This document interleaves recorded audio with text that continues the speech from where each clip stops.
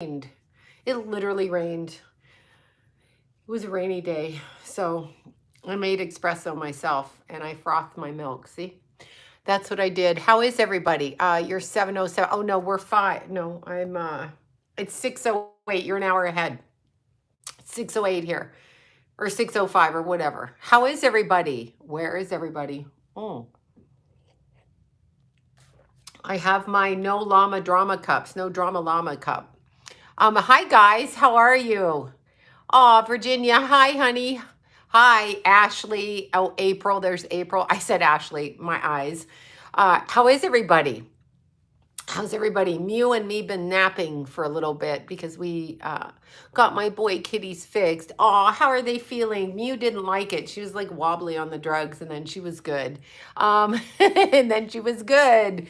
Yeah. Oh no, awful day. It's been horrible. Yeah, it was raining here, eating dinner. You know what? I eat dinner alone pretty much every night. And it's usually popcorn. So, I mean, when during the week.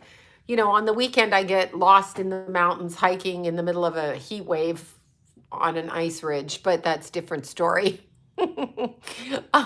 Every single client today, I was late because I forgot what I was doing. I literally forgot. Soup is good. I forgot what was Skinny Pop. That's what I'm going to eat. I'm even trying to eat something less than Skinny Pop because I'll eat a bunch of Skinny Pop, which is it really skinny or are they tricking us calling it Skinny Pop? Yeah, these are my favorite one of my favorite pairs of sunglasses. Why do I wear them on my head? Because my head feels crooked, okay? Without them. Yeah, chicken salad. Oh my God. Well, caramel cakes. Yummy, yummy. Sloan, you got a job. No mask. Woo! Fat Pop wouldn't sound as good. Hey, you Fat Pop. You popping off, fatty? Yeah, I eat popcorn a lot because it's good. It's so good. So first, you eat too much, you'll pop. I know, I eat a lot. I eat a lot, y'all. A lot of popcorn. So we have a full moon in Leo tomorrow night. We have a full moon in Leo tomorrow night. And I have reported the troll from last night who keeps stealing my private video because she's mentally ill and lives down the street. So, whatever. Anyway, you remember that store? Do you guys remember that store in the 80s? Wet Seal. This is a Wet Seal top, was like $10 in the 90s or whatever. But it's cut out shoulders. So I keep it because I like to get my necklaces mixed up. Anyway, I keep it. Yeah, full moon in Leo, 27 degrees. Sitting right on my bullshit, probably going to break everything. Oh, yeah, Wet Seal. This is a Wet Seal top, and it's like starting to, it's so old, I only wear it once in a while. Yeah, exactly. Let's see. Are you doing readings? Booked? I'm booked already. People keep emailing me, and I'm like, I can't answer because, yeah, the See You Next Tuesday lives down the street. I may pay the bitch a visit. I can't be bothered, but I have her address, so it's weird. Anyway, no, I'm already booked this week. I'm so far behind. I'm only one person. I can't. I know people just want it, and I'm waiting for Deanna's schedule to go up. I have to actually physically talk to Paul. So she doesn't know me personally, but she's down the street. Knock, knock, knock, knock, bitch. Yeah. Roll up on the car all gangster style and be, hey, video on. Tell us what you really think. She's not literally my neighbor. She's in the next couple of towns over, but she's clearly mentally ill. Anyway, thank you all for showing me the other page that she put up like a crazy bitch. So that's what she did. Yeah. That's what she did. I mean, who does this? Like, what are you? Suddenly the police of my life? I know. Psst, psst, troll spray. Like, it's just weird. Anyway, yeah, no, you guys did really good. I got emails. I got Ashley. Ashley sent me the link. I think she blocked me. So send her something weird in the mail. Oh, yeah. Don't get my head just went to something and I'm like, if I say it, I'll get arrested. Knock, knock, who's there? Oh my God, is that funny? Yeah, so I don't know who she is. She's a very strange strange person. Anyway, she's a strange person. I don't know what to say. I don't I'm not familiar with people who do shit like that. I don't know what their agenda is. Like, I have no idea, but she kind of talks like an ugly she talks like she's a man and she's a mental patient. Thank you. That's the word I was looking for. She talks like she's a man, but she's trying to be a woman, but she could be a man that's crossed over to a woman that's crossed back to a man and is still dressing like a woman. I don't know, but she sounds weird. Her voice sounds weird. There's a lot of medication. I feel sorry for people like that actually because she's a super fan. She's a super fucking fan. But I feel sorry for people like that because they're obviously on psych meds or some kind of meds. And um yeah, I mean, I think she's on medicine, honestly. I think she's mentally ill. I mean, like why are you focused on anybody? You know what? Oh, I'm not going to say her name on here. But yeah, I know she put the part up about Keith on the ground. So she just felt like doing that and it was weird. Or the body was staged. Was I talking about Bob Saget? She could be she has pizza on her page. So and your mama is the problem. Yeah, I'm going to talk about your mama is the problem. No, it's no laughing matter. I'm saying I feel sorry for these celebrities that have psychopaths that come and shoot them. But like all the way back throughout history, whatever, stalkers, weird, she has pizza. So I figure she's one of them. She puts pictures of pizza. So I figure she's one of them. You know what I'm talking about, right? So yeah, of course, Bob Saget. Oh my God. Okay, once and for all, for the bazillionth time. Hello, Hamilton, Ontario. Bob Saget. She's a pizza perv. When they start showing me pizza, I'm like, you're one of them. And if not, you're demonically controlled. Understand that a lot of people that you see, even when they're on their psych meds, let's say they're on their psych meds, like schizophrenics, they open the door and the demons get in. The psychiatric community is not, it's fine if you need to take them. I have taken them. But no, the first one, she opened up a whole other page. She opened up a whole nother page. She opened up another page. She has 2 pages. Yeah. And anyway, devoted. I don't recognize her, so I don't know who she is. But if I see her, I'll definitely videotape Thunder Bay in the house. Thunder Bay, brr. Thunder Bay. I used to spend summer there at summer camp going out in the lake and doing the windsurfing and horseback riding, not on the lake. But yeah, so anyway, there you go. Schizophrenia when they manage it. Understand, here's my take. Timmins, Ontario. There you go. I know hold on, let me get back to it. Bob Saget, like I said, okay? The girl posting pizza is the weirdo on here that took my video that I put private and posted it on her own site as evidence. Her eyes are going like this. Thank you. I had a stalker. It's terrifying. Yeah, well, I'm sure, whatever. I dare them. You come do what you got to do. I got to tell you about a funny thing that happened today, though. Yeah, no, it's an infringement. Evidence. I don't know. Hi, Bobby. Hi, Bobby. Okay, so Bob Saget, first off and foremost, okay, he did not hit himself in the head. I mean, you can fall and hit yourself in the head. I almost fell over once. I tripped over something and almost fell and hit my head on a counter. You can do that. But he hit his head in the back, and they say it's the force of like dropping 30 feet, right? So, and then crawled his ass back into bed. His eye sockets were broken. Hi, Jennifer. How are you? Thank you all for the super chats. Thank you, 3 up there. Thank you. Anyway, I felt like he didn't just die of natural causes. And I just know that he didn't die of natural causes. So I said it on the day he died, trying not to get kicked off of everything. But that's go read the autopsy report, right? Of course, he settled with his abusers. They don't want it out there. If you actually understood what these people do, you would have a nervous breakdown. The royal family with more money than God, and this should question, the veil is gone, like it's gone. But if you actually know what these people do for their fame and their money, and that's it, like they'll do anything. They're I don't know why I'm out of focus. I'm not trying to be out of focus. If you know, well, coroners on a whole are kind of an unusual a bunch of people. Yeah, I've been hearing more audio. So wait, I've been hearing more audio. Oh, Claire audience. The queen is a lizard. You know how crazy we sound? Like the normal people in the Midwest are like, the queen is a lizard. She be crazy. The queen is a lizard. She be crazy, right? So, oh my gosh, Tracy. Oh my God, Tracy, thank you so much. Star Whackers, Star Whackers. Thank you so much for the super chat and the makeup.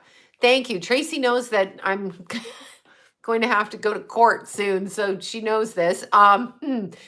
Yeah, they say the injuries to Bob Saget. I know Tracy, and she's sending me that mascara. Bobby, I got to tell you about the mascara. Oh, you have one on the 22nd. Fabulous, Tracy. Thank you.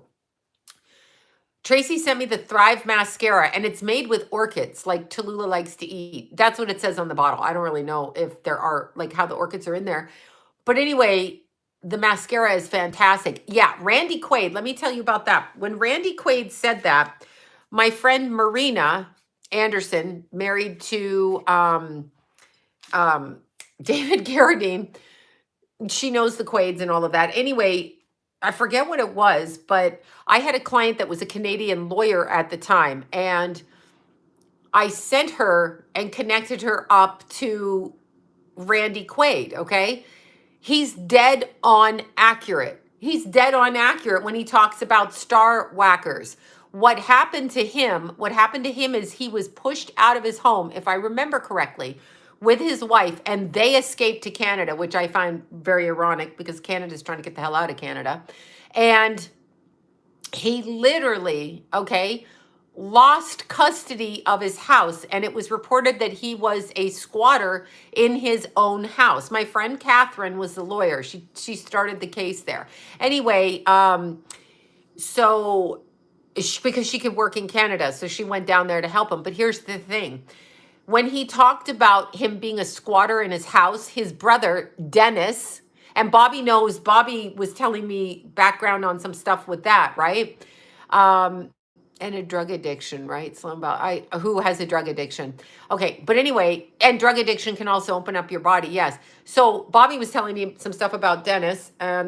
Anyhow, all of that aside, Randy Quaid had his manager and his, or not manager, what do they call him? Agent, sign him out of his house and sign it over. Understand, these are like narcissists. Narcissists are demonic. They're saying they're demonic. But let's take it another notch up. Anybody that's so focused on money doesn't have a soul. You don't have a soul. And when they take these actors, so if you're a musician, you're a little kid and you got a talent, right?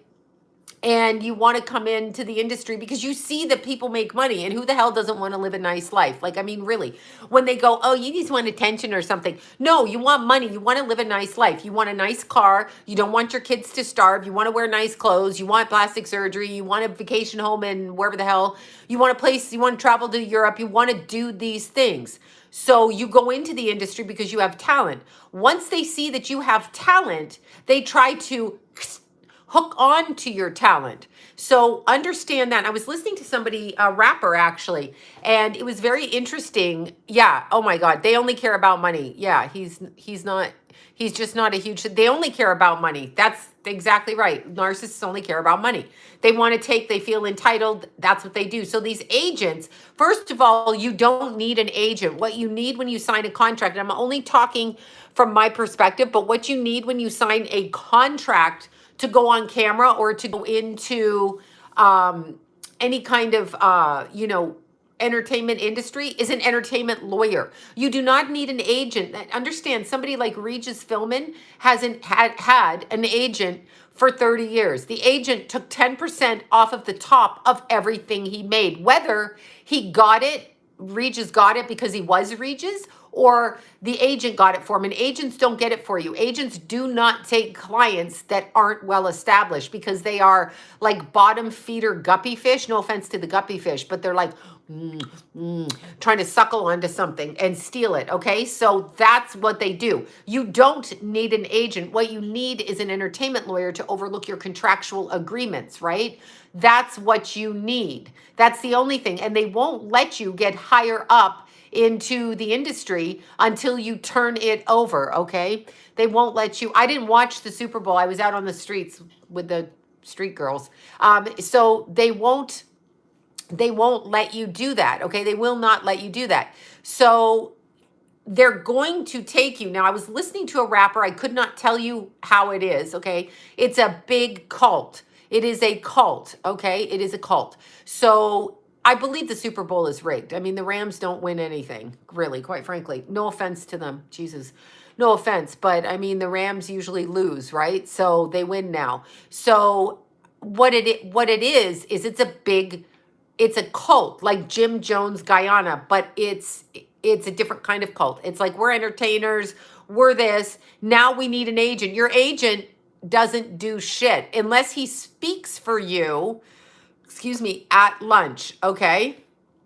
Unless he speaks for you at lunch with his people. But it's because you're known. Like when Regis Philbin, and I can only use him because he had such a huge name even by the time I was a little kid. Why did he need an agent? Why would that agent sign off his back for 60 years of an entertainment career? Why? Why did Regis have an agent sloughing off his back? For what fucking reason? I'm serious. So that's an agent. They are bottom feeders.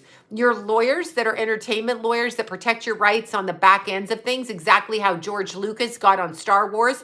Nobody had done back end contracts at the time. So Lucas came in and said, I own the rights to the little characters on the back end. The actors were just concerned with the front end. So when you go into any kind of reality show, any kind of acting show, any kind of production, you need a lawyer to consider they might be handlers, exactly. You need a lawyer to consider the back end of your contractual agreement because that's how Lucas made himself millions off of Star Wars. Nobody gave a shit about the back end. They wanted the movie made, they want it produced, they want it out there. So the back end is the contractual part. So when you're looking at that, that's what you really need to focus on.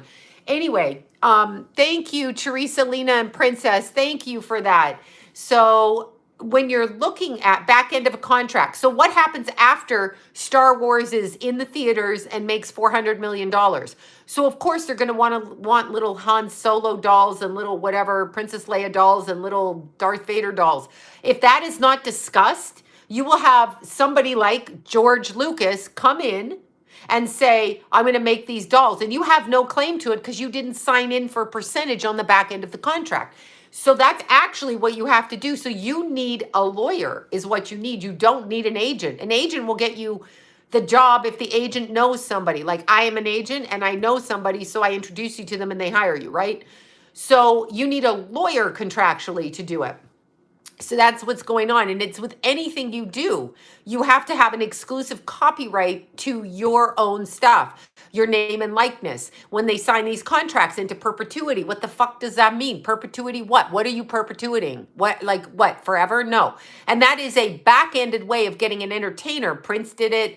A lot of people have done it, but that's a back-end way to get you to sign something into perpetuity. So that's a demonic way. Because you just signed something because you want your work and money, right? So you have to watch that. Anyway, Bob Saget's contract came up. Now, what these people believe, and I'm going to go straight out, even though this has nothing to do with the full moon or your mama. Your mama's a problem. But anyway, his mama was a problem. He was a Scorpio rising. So, you do sign with the devil. When you sign something that says perpetuity, that's a demonic contract there. Now, in the same way, I'm pumped. Made it live. Woo woo. Okay, so when you're looking at somebody like Bob Saget, when he went into the business, he made a choice. And as I was saying, I was listening to a rapper. I don't know who it was. Actually, his back was to the camera, so I don't really know who it was. Anyway, the rapper was talking about in the movies, and he was showing some rapper now in the movies, and I don't know who that rapper was. But anyway, he was saying, when they go to the left, and when they point their fingers to the right or they point their fingers straight up. So rappers have the most insidious background. They are insidious in their background. It is as gay as hell. It is as satanic as hell, and they will fuck you up. The rappers are really, really, really, really bad, okay? Really bad. Corey Feldman sold out. I agree with him, but he's sold out. He's trying to speak it, but he's sold out, or he'd just sell it. Okay, so what this rapper was saying, and of course, P. Diddy is the biggest one. P. Diddy, keep in mind, understand this. In the 90s, J-Lo was at the party in the club with P. Diddy. Somebody got shot in the club, and it was P. Diddy who did the shooting. So J-Lo was his date. So the police called J-Lo in, obviously, because she's there and somebody got shot. J-Lo says it wasn't P. Diddy. J-Lo's career skyrockets because she keep her mouth shut like in the mafia, so they give her a bunch of money. But there's always, always, always karma connected to that, or balance, which I don't think it's like punishing, but it's a balance. So yeah, that was fucking P. Diddy did it. We all know it. She fucking lied. And then she become, Jenny in the Block and whatever the fuck else she became. So she became that person, but she agreed to do it. Now, she probably in truth didn't want to get murdered. You have to understand, in this world, okay, if you choose morally to stand up, you're probably going to get murdered, shot, beat. You can back down. You can agree to get a vax. You can agree to show your card. You can agree to take tests every 5 seconds. And if it's morally reprehensible to you, you're going to have to take the consequences of standing up for your moral beliefs, which is you may lose your job. You may lose your loved ones. They may come in and try to fuck with your money, your house, whatever. But you have to take the moral consequences. And most people are not willing to. And so who is Puff Mama? Anyway, so J-Lo, she wanted the buyout. They offered her money and she took it. That's what she did.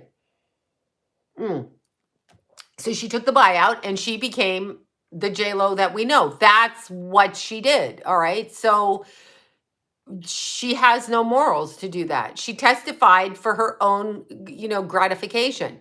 They don't kill her. And I'm not saying I blame them. There's always a turncoat in the police department. There's always somebody, okay? There's always somebody doing something, all right?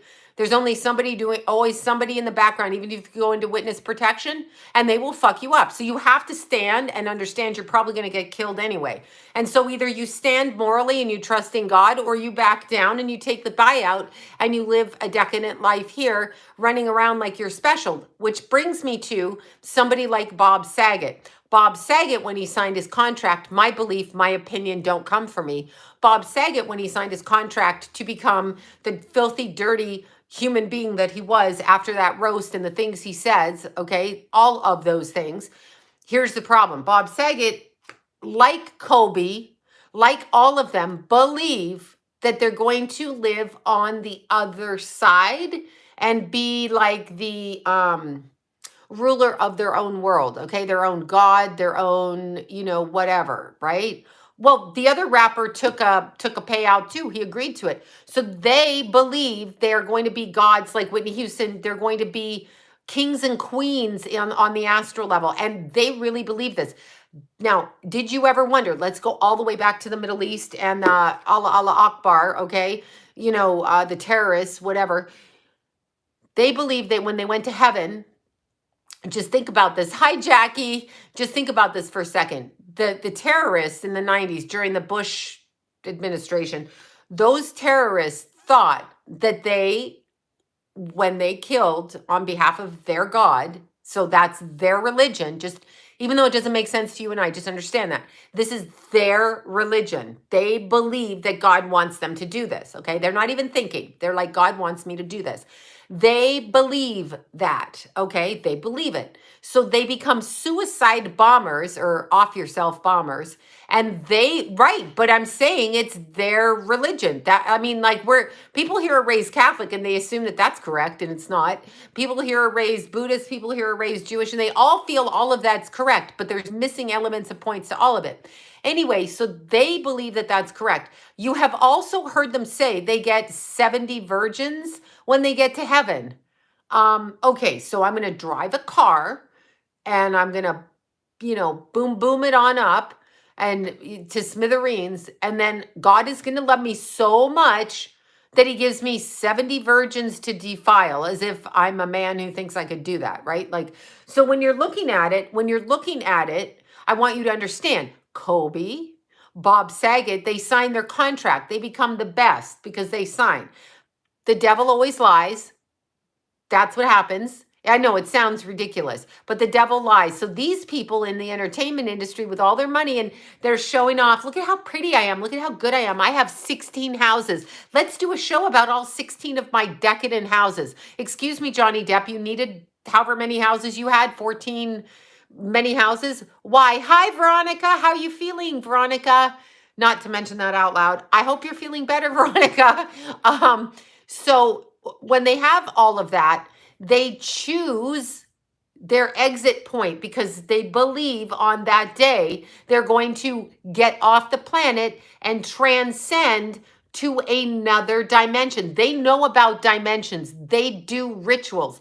When they meditate and they are doing rituals and they are conjuring up demons, okay, and entities and angels, and they go out onto the astral and they have sex with these good, like Whitney, with these good looking people, okay, and they have sex with them. They don't see the energy of the entities on the astral because they are demonic.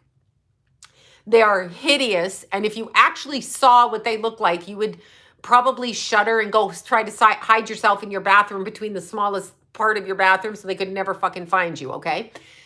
So they go out there and let's say you like somebody who looks like Johnny Depp. So when the person gives themselves over, then they go, they go over to the other side and an angel like Johnny Depp comes and then they go, oh my God, look, I'm having sex with these people on the other side. No, I'm just saying if you actually like that, right?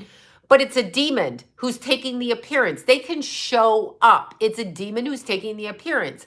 So people like Whitney, people like Bob Saget, they do this. They do this. And they believe their exit date. They don't know when it's coming, but they know around the time. And they believe, and I could feel Kobe's ritual going on that morning because it's spiritual deception of the highest.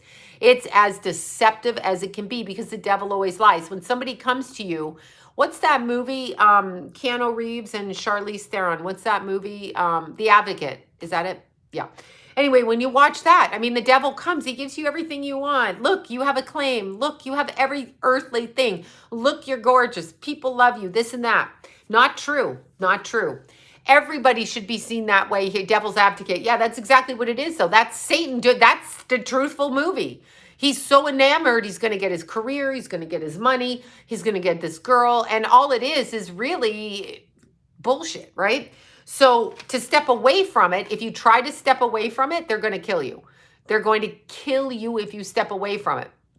If you, agree to it like Kobe, they're going to take you out. He took his daughter. Boom. Those two were going to start a new life. That's what they do. That's what they do. And people think you're fucking crazy. Now, getting back to schizophrenics, which is a totally separate thing. Schizophrenic people, or what they call schizophrenic, have a very open connection to the other side, and they live in the ethers around the earth, known as the astral. And so the astral, okay, the astral level is the voices they're hearing from. So when you have depression, when you're addicted, these demons on the other side will sit there and just, you're ugly, you're stupid, you should kill yourself, you should jump off a bridge. Anybody wonder why Ridley Scott's brother, what was his name? Ridley Scott, remember the guy just jumped off the bridge, like randomly for no reason. He decided in his 60s he was going to jump off a bridge and commit suicide. And then they shove mental illness down our throat like it's a real thing, the way that they describe it. And they're lying about it. People get depressed. It's normal. People feel, sad. They don't accomplish. This is normal because they're telegraphing for us to feel that way. People become addicts. This is normal. Tony Scott, thank you. I'm thinking Ridley Scott's, but I mean, he was what, 65? Sure. He just jumped off a bridge because he decided in his senior years, I'm going to kill myself. I mean, off myself. I'm not allowed to say that on here, whatever. And so he decided to jump off a bridge just for no reason. Like he has a huge career. He has everything, but he just decided. So the demons talk, or someone took them to the bridge and slung them over, just like that little beauty queen, okay? That little beauty queen that jumped off the bridge. What was she, the 15th floor, the penthouse, New York, wherever? That's not a true story either. It's not a true story. It's not a true story. It's a lie. They need to stop lying. Nobody is that depressed. They're going to jump now. And Marie Osmond's son, the same thing, okay? Firstborn child, of course, the adopted child, and of course, the son. They came from and off he jumped. So I just don't, you come from that family. They don't stop lying. They keep saying it's suicide. The truth is, there are demonic thoughts that can come in your head, but it's from your depression and your whatever. They try to take light souls off, okay? It's called jumping out the windows in the tree. Yeah, well, yeah, they jump out the window. Yeah, because someone's chasing them and they think, I don't know what they think. But let's see, yes, we've all almost been suicide. I totally understand it. I get that. And if you are truly that, you should call the hotline and, talk about that to them to see what you can do and whatever meds work. But understand, they're invested. They're invested in you doing this. If you do drugs, they get in. If you walk around depressed, the more you talk about it, the more they do it. The way to beat them is to not be depressed. Whether you're homeless, whether you live in a shithole, whether you have a lover, whether you have a family, whether you have kids, whether you're ugly, whatever. Shaga tea would help too. That's what you do not need to walk around that, because Ashley, thank you so much. Thank you, Ashley, for sending me her link, the crazy bitches link. Thank you. So you have to understand that they want you to be depressed. The whole entertainment industry, the way that you see it, is premised on those people being gods and better than you, and you are a piece of shit. You are never good enough. You work your little 9 to 5 and you make your minimum wage, and then these people are ostentatious and they're showing you their 55 houses, whatever Johnny Depp had. How is that okay to do that? That is not okay. So it is not okay. I mean, it's good for them, but it's not okay. There's more of a balance. Okay, I know Naomi Campbell had a baby at 50. Ask yourself, what? Women in your 50s, chop, chop. Ask yourself, what? Really, Naomi Campbell? Really? You friends with John of God? You friends with Bill Clinton? John of God, baby farm, trafficking. Geez, and now you had a baby? I suppose you want your baby to be safe, right, Naomi? Your baby's different than our babies. Is that right? Is that right, Naomi Campbell? Janet Jackson, same bullshit too. 50s. Shut the fuck up. You did not have a baby in your 50s. Do you see what they're doing when they do that? Most women are in menopause at that point in time, right? I guess there's the odd one it could happen. But you're not going to get pregnant just because you plan to get pregnant in your 50s, okay? I got news for you. So suddenly, oh my God, I'm so sorry your husband did that. And I'll explain that in a second. But suddenly you're having a baby, okay? Suddenly you're having a baby. So that makes the rest of us feel inferior because none of us can wait till we're 50 to have a baby. Our doctors would laugh at us. So how's this bitch having a baby? And how's this bitch? Why? And I don't know. Did Janet have a surrogate or did she walk around with a moon bump on herself? My hot flashes started in their 30s. Yeah, I know Naomi can't even have a baby. Anyway, I mean, it's like whatever. Now, when you're talking about people that really do commit off themselves, okay, when they really do off themselves, I want you to understand, people that have done that actually in real life, that is an opening of their energy, either through the psych meds they're on, the depression, the drugs and alcohol that they self-medicate with, that allows dirty energy to attach to them and talk. Understand, if you feel like you want to kill yourself, let's just, off yourself, whatever. Sorry, YouTube. If you feel like you want to do that, the chatter that goes on in your head telling you that you don't count. War vets feel this. Sexual abuse victims feel this. All kinds of people. The Ninth Gate is scary as shit. And isn't that a Polanski movie with his young wife in that movie and now he ditched her too? Polanski has a habit. Marrying women 20, 30 years younger and ditching their asses and fucking the 13-year-olds, although whatever. Anyway, so when you have bad thoughts about yourself, a demon can connect on to that, right? And they can push you over the edge. What I have been told, and I want anyone that knows anything, anybody that's committed that issue has done that, taken themselves off the planet. I want you to understand that on the other side, they look at it as murder, meaning the demonic that hang out on the low vibrational platforms, the people are not doing it. They are forced into it. They are not doing this. They are not doing this. This is not what happened. This is not what happened. So I want you to understand that anybody who did that, that is not them. That is somebody else pushing them into it. Like, you can push someone to do that and they can do it in a split second. And that is a suicide. Okay. A murder. Jesus, what am I saying? Thank you. Oh my God. Thank you, Eric and Ashley. And thank you so much for that. Thank you. No, I don't know that we're forced to. I know drug overdoses usually try to pop back in, but even they tend to step back from it. And I don't know in every single case what goes on, obviously. But I do know the more that you can fucking laugh in their face, even if your life is shit, by the time you get to my age and you realize your life is shit and you got nothing, like, who cares? Then, and you made so many mistakes, that is the point of life. We're not supposed to be perfect. You probably were with the wrong person. Your kids probably exactly. You probably were with the wrong person. You probably screwed up a lot. Just laugh at it because we all die. So why would you not laugh, right? Just laugh. So if you have a bad thought, fucking laugh. Laugh at it. Of course you're lonely. Of course this planet sucks. They do everything they can to telegraph it. They dumb down our frequencies. They make you feel like shit. Let me just tell you, when Lori and Phoenix and I were outside, walking in Inglewood, let's see, I had a third child at 42. 42 is a lot different than 50. 42, you're still menstruating, you're still ovulating. 42 is a lot different than 50. Okay. So when we were out walking, understand, they literally have liquor stores on every corner. There's people in this state, California, that's supposed to be such a high priority. We care for your mental health state. Women are on the street fucking naked. I mean, forget the G-string. I posted something that was light, like, meaning it's bad enough, but still, she was clothed.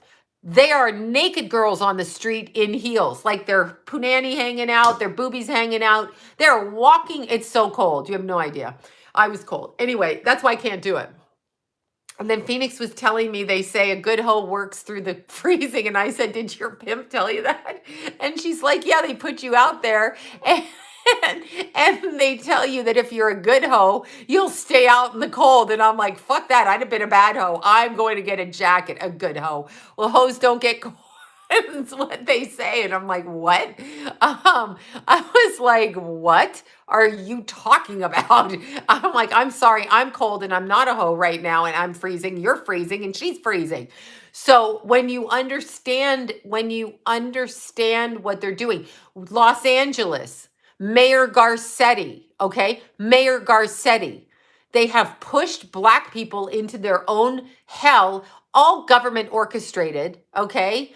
Right, frost snatch. I mean, Phoenix was literally saying her feet are still kind of numb years later. I'd be out there in sweatpants and slippers. Well, no one's picking your ass up. They are naked on the street. They are naked, some of them. I mean, they're wearing dental floss, no joke.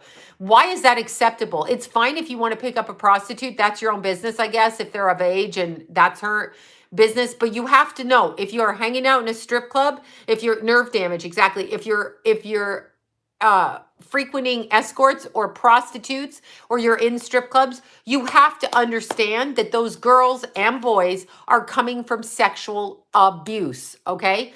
That's what you need to understand. So you are perpetrating further sexual abuse by employing them. I know they're going to get it from somewhere. Someone's going to hire them. Don't let it be you. If you're a moral person, step back from that. The girls in the porn industry on Pornhub and online, and even the boys, they are drugged. They are forced into stuff. That's why you see stuff where you don't see their faces and you just see people doing stuff to them. These girls are unconscious.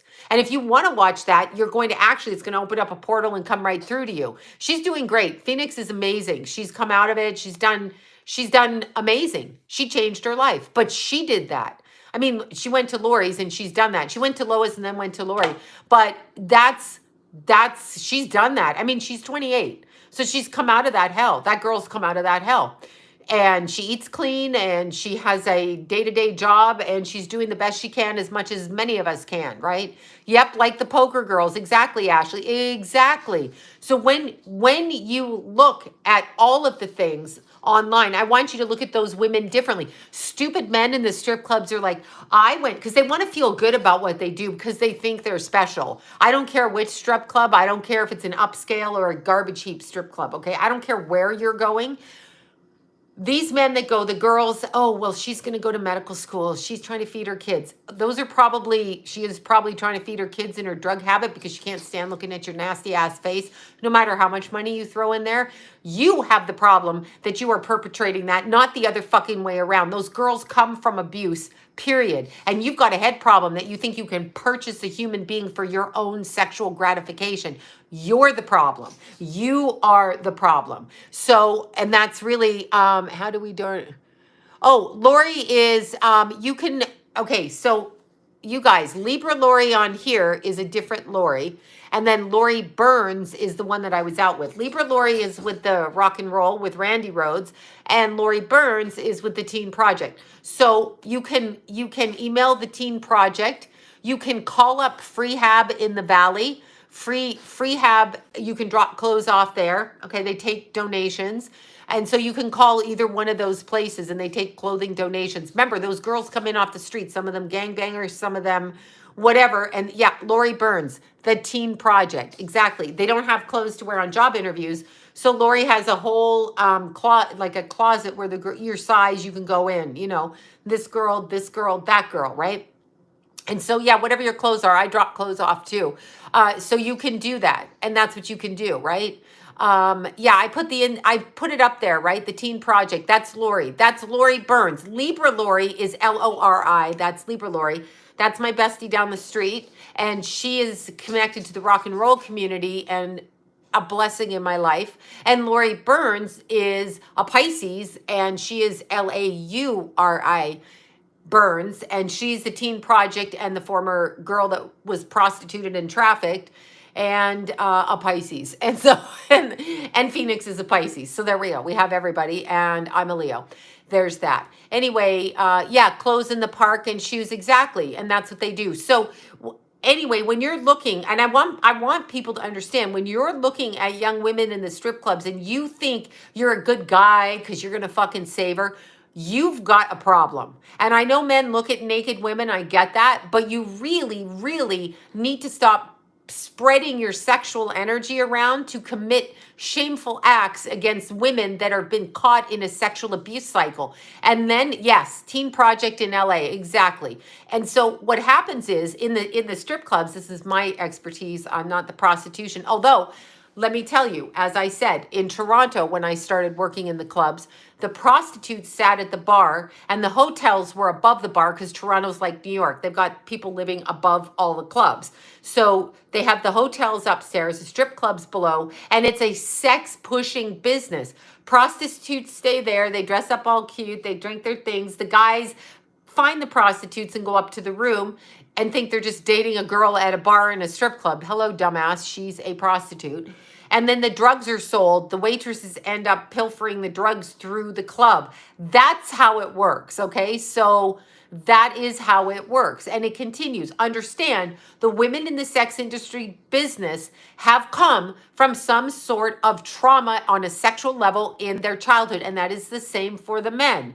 That's what they are. Pamela Anderson, yeah. Well, do you think Pamela Anderson's life, I mean, do you think just because you do Playboy, you're not abused? I mean, Anna Nicole Smith did Playboy. She did all of that stuff. Fillmore's on Dundas Street, work there. Absolutely understand it. Bernie, oh my God, the owner. I don't even know if he's alive now. Oh my God, gave me a job as a waitress. Got really pissed when I went into the dancing part.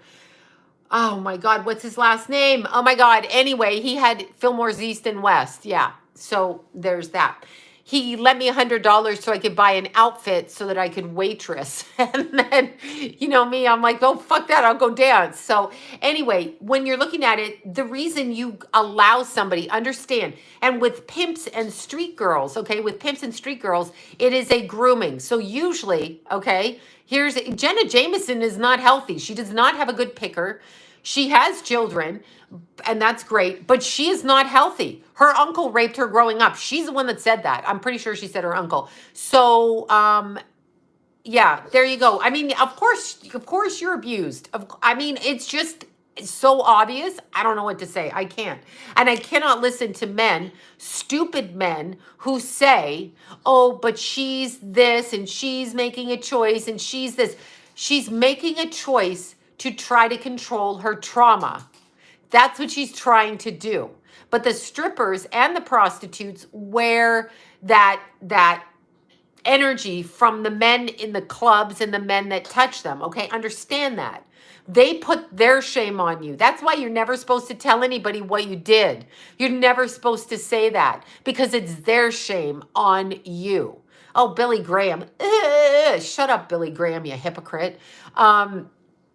Anyway, the problem is all of that. All right, that's what that is.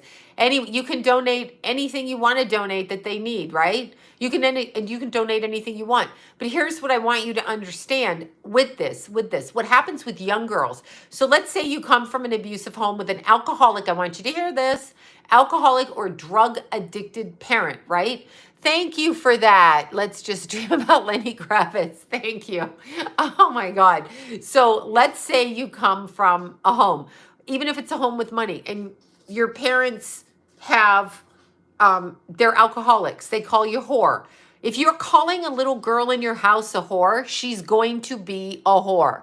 If a man is using the word whore, that man better fucking step back because he's calling his mother a whore every time he calls his daughter a whore. Every time he calls his daughter a name, he's speaking to his mother. That's where it connects with your mother. So people have to understand that. Children of alcoholics, oh, big time. It's disgusting. It's just, I'm living proof. I have PTSD from all alcoholics around me. But when you're a young girl, and so let's say you're at school, young kids talk about what their parents do. So you're in the bathroom and there's a girl that's already been turned out. Now here's how it works. The way that they groom a young girl, let's say she's 12 or 13 and she's a person who's already turned some tricks. She goes back into high school and her pimp sends her in there and there's a best friend and the best friend isn't getting along with her parents.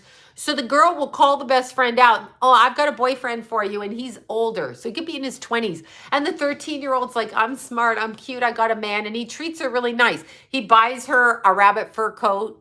As in my case, when in the 80s, a rabbit fur coat before PETA went bananas. And then he takes her for dinner. He treats her nice, a form of love bombing. So she gets connected to him and believes that he loves her. And I'm talking about a 13-year-old here with some 25-year-old guy, right?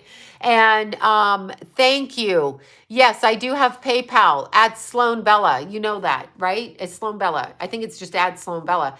So they do that, right? They take the girl in and the girl is treated nicely. This man is saying, you're not a whore, you're beautiful, yes, Dorothy Stratton and Paul Snider. He was just a prostitute. He just prostituted her out big time. So that's what happens. And then the girl does for him because she loves him. Now she got a boyfriend. He says, do you want to just sleep with my friend over here? And, you bring me what he gives you if he brings you. And she loves him. So she's his number one girl and the number two girls. Then she got to move him in. Then she going to have another baby mama around and a couple of other hoes living in there, right? That's how it works. And these men say they're going to be the protection. They're not protection. They're not protection. They take money from these women. These women come from homes where they've been sexually abused. Don't care. Yeah, a 24-year-old man bought you an outfit. Right. You are dumb at 12. You're a child. So when some asshole man says when you run away from home, you were more worldly, they're fucking dismissing you and putting their own shame for being an old man who's picking on a young girl or trying to fuck a young girl. The reason they want to do that is they know you don't know. You're fucking 12. Why would you know? You wouldn't know. And you're being abused in your family. How do you, and you're in foster care or whatever. So, does anyone know how to turn off the chat? Yeah, I don't know. I don't know how to turn it off. Anyway, yeah, pimps tried to pick me up when I was younger. I was way too rebellious. And when John Holmes was pimped out and raped by his family too, because he had a big dick. Women do that in families as well. Women will sleep with boys with big dicks. That is how John Holmes had that happen. That's exactly correct. He was also a victim, and he was prostituted out there like that and then murdered, right? If I'm correct. So, here, I want to send you this. Oh my God. Let me see. Oh, geez. Let me see. I just sent myself the law. I don't know where it is. I guess it didn't come through here yet. But anyway, that's what happens. So when you're looking at these things, yeah, I know. But it's true. So when everybody goes out in the street and they're like, look at those bitches. They teach women who are married to men who make money to dismiss, poo-poo. I'm different. My husband loves me. Your husband's probably picking them up so he can fucking smack them. Jack Nicholson, case in point. According to my clients, firsthand, Jack Nicholson hired them girls like Charlie Sheen so he could beat them girls because he got mommy issues, which is the point of my video here. Okay. Then he would pay for their plastic surgery to fix, according to my client, he would pay to fix what he did to them. So his mother is the problem. Do you understand? Because somehow she raised her, I'm glad you're pregnant if you want to be. She raised, Donna, oh my God. Yeah. Anyway, she raised her boy to have such a hatred. Now, how does that hatred come to men? Oh, that's Jack Nicholson. That's who we applaud. So where is Jack Nicholson now? Now, if you know Jack Nicholson's story, Jack Nicholson was raised by his grandmother and his sister. His sister was his mother. No one told him that. And then his sister, AKA mother, was murdered in her lesbian love affair by her lesbian lover. So they say. I don't know if that's true, but that's what they say. Don Henley, yes. Well, Don Henley got in a situation in the 80s, correct, where he took in 2 teenage girls called by somebody he called for them. One of the teenage girls was sent by a madam, knowing that she was underage, brought her friend and brought a bunch of pills, overdosed, had a cleaner come in and clean it up, dropped the other girl by the freeway, and then that girl was found dead by the freeway. That's what happens. That's Don Henley. That's what he did, okay? Allegedly. Anyway, that shit happens. That shit happens all the time. Because they're special. You're not. You're just supposed to look at them and go, people want their money. People say it's rape. People say it's this. You know what? People send girls to them that they want. Madams find girls. If the guy likes a girl that's 6 or 10, aka Woody Allen, then madams will find a girl 6 or 10 to send to Woody Allen. Because that's his preference, and they will make thousands from him. And it's all about money off your back.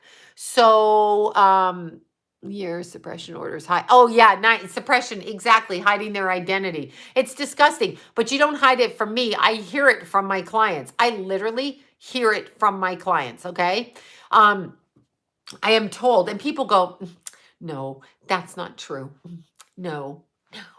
No, because they have a need, because that's how we have been culturally manifested, is to believe that these people are special. Oh my God, they worked so hard. No, they didn't. Getting back to the rapper, okay? Woody Allen is evil. He likes them to call him grandpa. He doesn't touch them, but he likes to masturbate while looking at girls that are 10 and under and of Asian descent.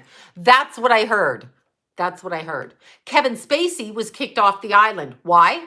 Because Kevin Spacey likes under the age of 10 Hispanic boys that don't speak English so he can beat the shit out of them while he jacks off and fucks them up the ass. Oh my God, did I say that? Anyway, so Kevin Spacey was thrown off the island because even Epstein was like, dude, you're out of control. You can't kill people.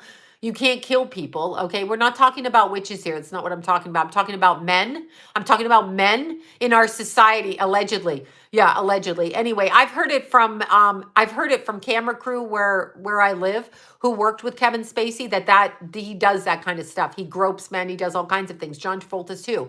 They grope men. But the difference between Travolta and Spacey is Spacey literally goes out of his way. Understand, Spacey's brother did a whole interview, so I'm repeating what and all his witnesses died. I'm repeating what Kevin Spacey's brother said. Kevin Spacey's brother said that Spacey and him, and there was a sister. Their dad was a Nazi. This is his brother's, yes, House of Cards, Kevin Spacey, him.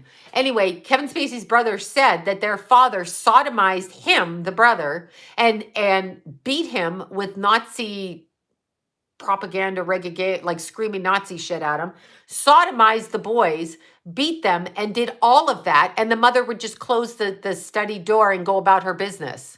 Yeah, you're complicit, lady, and you put this guy out in public. Thank you. Thank you so much for that. Yeah, of course he has a brown mud aura. He's fucking evil. So they do that. And when you go to these parties with them, you have to understand that they are literally under control, like, whatever. So I don't even, that Kristen W woman, that's a plant. That's a crisis actor. She's not real. She was a model. Like, I'm a runway model, okay? She's a model. I mean, she may have modeled something, but first of all, she looks like a transgendered woman, and I don't believe a word. I believe she got a payoff. There's such a thing. Look up crisis actors. So there you go. Anyway, when you're looking, yeah, she looks like a man. I mean, I don't like anything about the woman, so I'm not listening to her. So there's that. Controlled opposition. He died of AIDS. Thank you. John Holmes died of AIDS. Yeah. I know. Oh, happy birthday, Joe. Thank you, Mindy, for that. Yeah, Joe is 54. Jennifer Aniston, I don't know anything about her. I know she comes from acting family. I know Joe's in heaven. Hard to believe. I remember when he wasn't in heaven, when he was on earth. But he's better off than us, Mindy. I hate when people say that to me. But anyway, I remember he's a very sweet man, and he was ready to, Dr. Dre, come on now. He was ready to fight everything, and I'm really sad that he left. I met you when he was still here. So I'm glad I got to hear him in the background and everything. So of that saying, Kristen W is dead now, allegedly. Yeah, I don't know if she's dead. They probably just shut her down. If you make a deal with them, they're going to kill you. They're going to kill you. Understand that. They're not going to kill gods unless it's in God's time, okay? So even if somebody comes about you, if it's in God's time, then it's in God's time, right? So they're not going to kill you. If you make a deal, you're not of God at that point. You've switched teams. Now, you can still go back, right? You can still, don't kid yourself about Mark Wahlberg. Don't kid yourself. So you just need to understand. Yeah, well, Bob Saget deserved everything he got. Sorry, my opinion after listening to that roast. What must you have been doing, okay? And he seemed perfectly normal when I did the reading on him, but except that he had a much younger wife, and I don't trust that. Like, there's something wrong with a grown-ass man going after a younger woman, okay? So there's a problem with that, because you are out of balance. Now, somebody in your relationship can be smarter than the other person. I understand all of that. Let me go. I can't. No. Come on, Dr. Phil. He doesn't have a fucking shrink license. Let's be serious here. Dr. Phil lost a license because he had an affair in the 80s with a patient who became his secretary while he was married to his wife, his poor wife. Okay. So he had an affair with this woman, allegedly, and lost his license because you don't cross that boundary. So when Dr. Phil says things like, I don't have time to analyze you right now, because he can't analyze. He doesn't have a license to do so. He does not have a license to do so. He does not have a license to do so. So he is full of shit. Thank you, Sandy, for that. Thank you. So Robin, his wife, has been with him since that time frame. And I believe it was 86, 84, 83. I don't know. Don't quote me. Look it up. So That's a problem. That's a problem. So when he says something like, I don't have time to analyze you, you can analyze me all you want, motherfucker, but you don't have a license by the state to be able to do it. So shut the fuck up. Shut up, right? Just shut up. So, I mean, that's how I feel about that. I'm not saying he's anything or not. What I'm saying to you is that happened and that's a court record. So Google that. That's all. The other thing I wanted to talk about was the rapper, okay? Now, doctor, no man, understand when a man say you have to put your life out there. And I don't see him publicly putting out the fact that he had a woman that was a client that he stalked, that he became obsessed with, that he hired, and then got in trouble by the shrink board or whoever does that psychiatric board or whatever his license was in. And then goes on TV. Now, TV personality is quite different than doctor. So TV personality is a whole other thing. And he is an entertainer. So there's a clause on his show that says, no, he's not real. He's not real. I mean, he did have a license and he was a doctor, but I want you to listen to what he says. I cannot diagnose you at this time. I don't have time. He does not say, I cannot diagnose you. I don't have a license. And then they trash psychics. Fuck you and fuck off. Okay. So you can trash what you want, but that's a matter of legal record. So look that up. Look that up. That's his business. Yeah, he is on TV. So that's his business. But understand, semantics with verbiage is how they get you. That's what they do statistically. 4 out of 5 doctors recommend. 4 out of 5 what, you interview 6 of them? 4 out of 5? That's trying to tell you 99%, right? So they only had 5 doctors. So who gives a shit if they recommend? What does that even mean? Oh my God. No, he lost his license. He wasn't, I'll give him credit. He was a psychologist, or I don't know if he was a psychologist or a psychiatrist or psychologist. I don't know if he was a talk therapist or a whatever. But he lost his license is the point.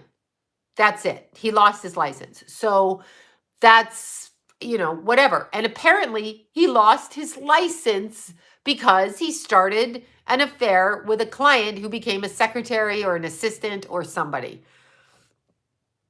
That's all I'm saying. But he has a TV show, and that's entirely different. He can be good at giving advice. That's another thing. He can be good. He can be logical. He can offer them help. I'm not dismissing that he does those things. He was a PhD. Okay. And if you have to run around calling yourself doctor, fuck off with that too. Okay. Just fuck off with that. So, yeah, hi, I'm Dr. So-and-so. Why don't you just be Fred or Frank or Phil? Why do you got to be Dr. So-and-so all the time? Aren't you special? You're a doctor. Do you have your license right now, doctor? Do you have your license to operate or whatever it is you're doing? So anyway, they word shit. But let me go back to the rapper. Yes, doctor. No, Dr. Lois. Never mind. I'm not going to say it. Anyway, anyone that Oprah makes famous, oh yeah, is evil. Exactly. It's toxic. But that doesn't mean, even if you're talking to a homeless, crazy person on the street who's a drug addict, a mental patient, or whatever, okay? Yeah, a life coach. And they hate psychics, by the way. You know why they hate psychics? Because we chip into their business in a different way, and they want to prove that we're not real. But you can't prove the existence of God, and therefore the existence of people who speak to spirit, you can't prove either. So instead of the word psychic, in order to get around that, you just have to say, I speak to spirit. You can't prove it either way. People who say they can't prove it are full of shit. You can't prove it. You either know or you don't know. That's just the way it is. And we are spiritual beings. So you can mock a psychic all you want. And actually, that's why a lot of people who want to get in on the business of psychic or the business of astrology call themselves life coach, because they won't commit to the other. Life coach is a catch-all for everything. It's like saying, I have soap. Like that. Anyway, happy birthday, Karen, tomorrow. It's your birthday. All right. So here I wanted to talk about the rapper. The rapper I was listening to with his back turned with his group, and I don't know what his name is. I have no clue. I was listening to him, and he said in the videos, okay, and I don't know whose videos he was referencing, but he said, when they point left like this is the homosexual way. Now I'm speaking like I was watching him behind. He was going this way. So he said the rappers that go left like this in their videos with their hands, they're signaling that they've done the homosexual thing. They've done the up the butt and the sodomy. So the sodomy ritual, okay, the sodomy ritual for the rappers. The ones that point to the right, they've gone satanic. The door in the middle is you've gone rogue. This is what I heard is you've gone rogue. The door in the right, the door straight up. This rapper was saying that when you get like you're climbing up, he said they're going to come to you. They're going to offer you to the left, to the left, to the left, to the right, to the right, to the right. You get the song now?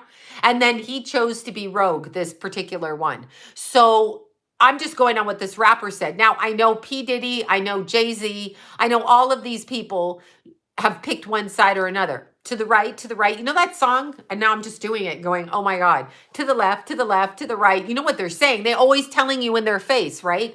To the left, to the right, to the homosexual, the sodomy over here. Why do they do that? They have orgy parties. So these young rappers get it up the ass. They're not gay. And they think now here's what they think. So they go into the music industry. They want to be famous. Okay. So, and there's nothing wrong with wanting to perform and be famous because they push it in our faces. We all fucking think that. Celine Dion's family let a 13-year-old go off with Renee, whatever his name was, her husband, 30 years older than her. And he tries to say he didn't fuck her till she was an adult at 18. And then he marries her. You know that that's not true.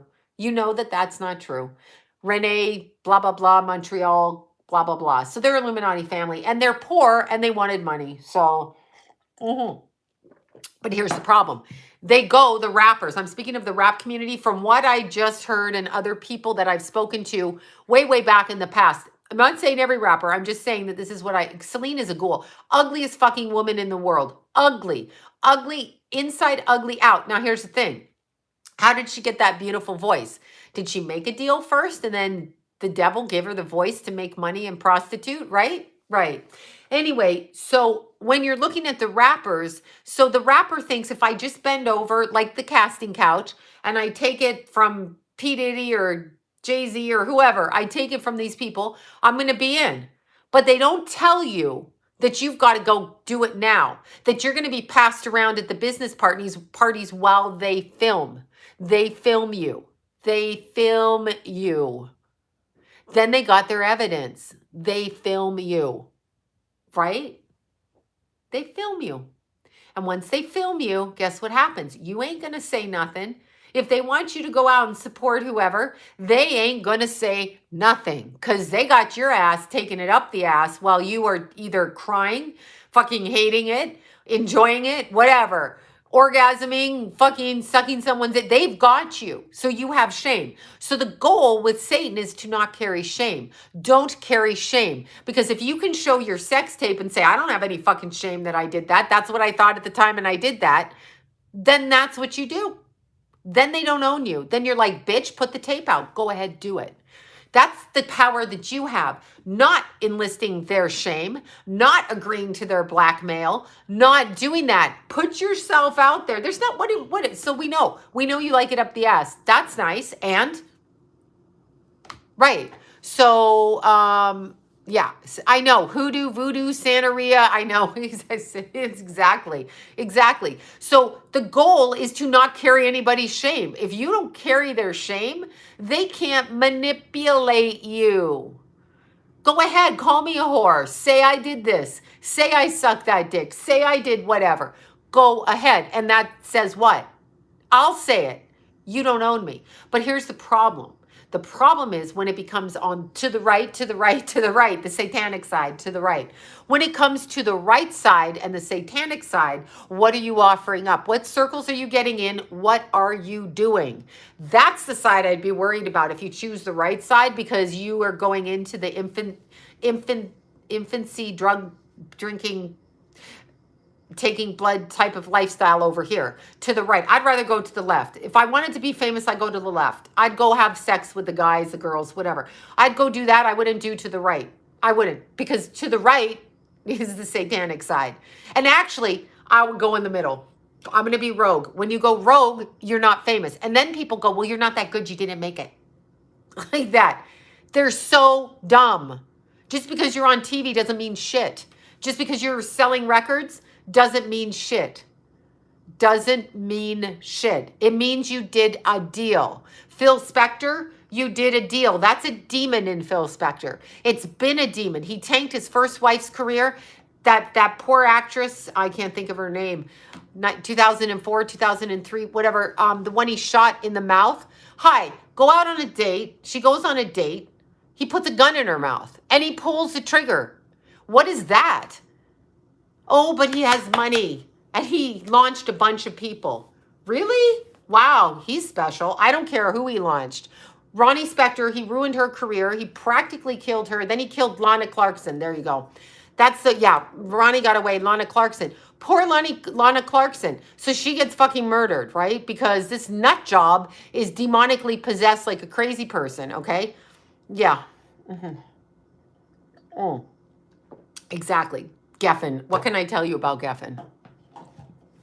High satanic priest. Missing college boys in Chicago. Party van. Put it together. Put it together. Clap your hands. Party van in Chicago. Chicago boys. I'll give you $1,000 if you let me suck your dick. College boy, not enough money. Sure, I'll let you suck my dick. Come into the party van. Okay, now you're dead in a lake. You froze to death. What's that about? I don't know. No one ever looks it up. No one cares. So, yeah. Yes, Celine married her manager, who was much older and a family friend, who swooped in, sold her out to the demons, and that's what happened. Yeah. Okay. Eddie Money. Let's see, wasn't Ronnie? Yeah, Ronnie Spector was great. Yeah, that's what they do. They do that. Kanye is very, let's see, lots of mocking over. Yeah, well, I'm not, hey, understand, when you're 12 or 13 and you're sending, Clive Davis, this is obvious. Clive Davis, please. When you're looking at Celine Dion and you're looking at a 40-year-old man coming in for a 13-year-old to manage her, first of all, I can promise you as a parent of my children, there's no way I would have allowed Jason or Keith to go off with a female of that age without me being ever present in their face at every single fucking meeting that they were at. And I would have never let my children grow up and marry them. I would have kept that woman away and had her charged. So there's that. Drake, I mean, Drake was the one that popped Bieber. You know, there's that. Yeah. Kanye, can we say Kanye? Yee, who's on some kind of God complex. What did he just ditch that little girl that he put the black raccoon eyes on? Yeah, so that guy, Kanye. Okay, Alan Thicke. Yeah, he did. Alan Thicke, it's not Lolita syndrome. They want younger because they're fucking abusive men. They're abusive. If a man, okay, if you're 50 and a man's 50, let that 50-year-old man stand here and deal with a 50-year-old woman. Because the 50-year-old woman would say, listen, you prick, that bullshit is fucking kindergarten. You're not pulling it on me. A 25-year-old with a 50-year-old will be like, oh, he likes me. I'm smart. I'm older. And it builds their confidence till they rip it down. Because an older man can't handle a younger woman. Because a younger woman is better looking. Younger men are going to want her. He can't do it. His ego thinks he can do it, but he cannot do it. No, they cannot handle intelligent. They will fight you, gaslight you. And when you become older and grow into yourself, because remember, when you're 25, from 20 to 25, if you're dating someone 20 years older, that man's a pig, number one. Number two, your brain isn't fully developed. So he's molding you into his thinking like a little mold, and he's fucking with you. And when you grow up and you're like, I don't like the way your little drunken self talks or your dumb fucking whatever talks, then they start bashing you and they start telling your kids shit and they start turning them against you and threatening you because they think I don't prefer young men. No. And my father is a pig and they do that because they are insecure. But see, dating a younger woman is only going to make that dumb man more insecure, because the younger woman's going to run circles around him. And if she's a smart girl that likes the man's intellect, she's going to grow up into herself, become twice as powerful, twice as attractive, and twice as aggressive. So you men are dumb, and your money ain't shit, because she can usually make more money than you, which you call luck. Anyway, so you know how that goes. So let's see. My mom is a yes, that I'm sorry. I just went on another tangent again. I went on another tangent.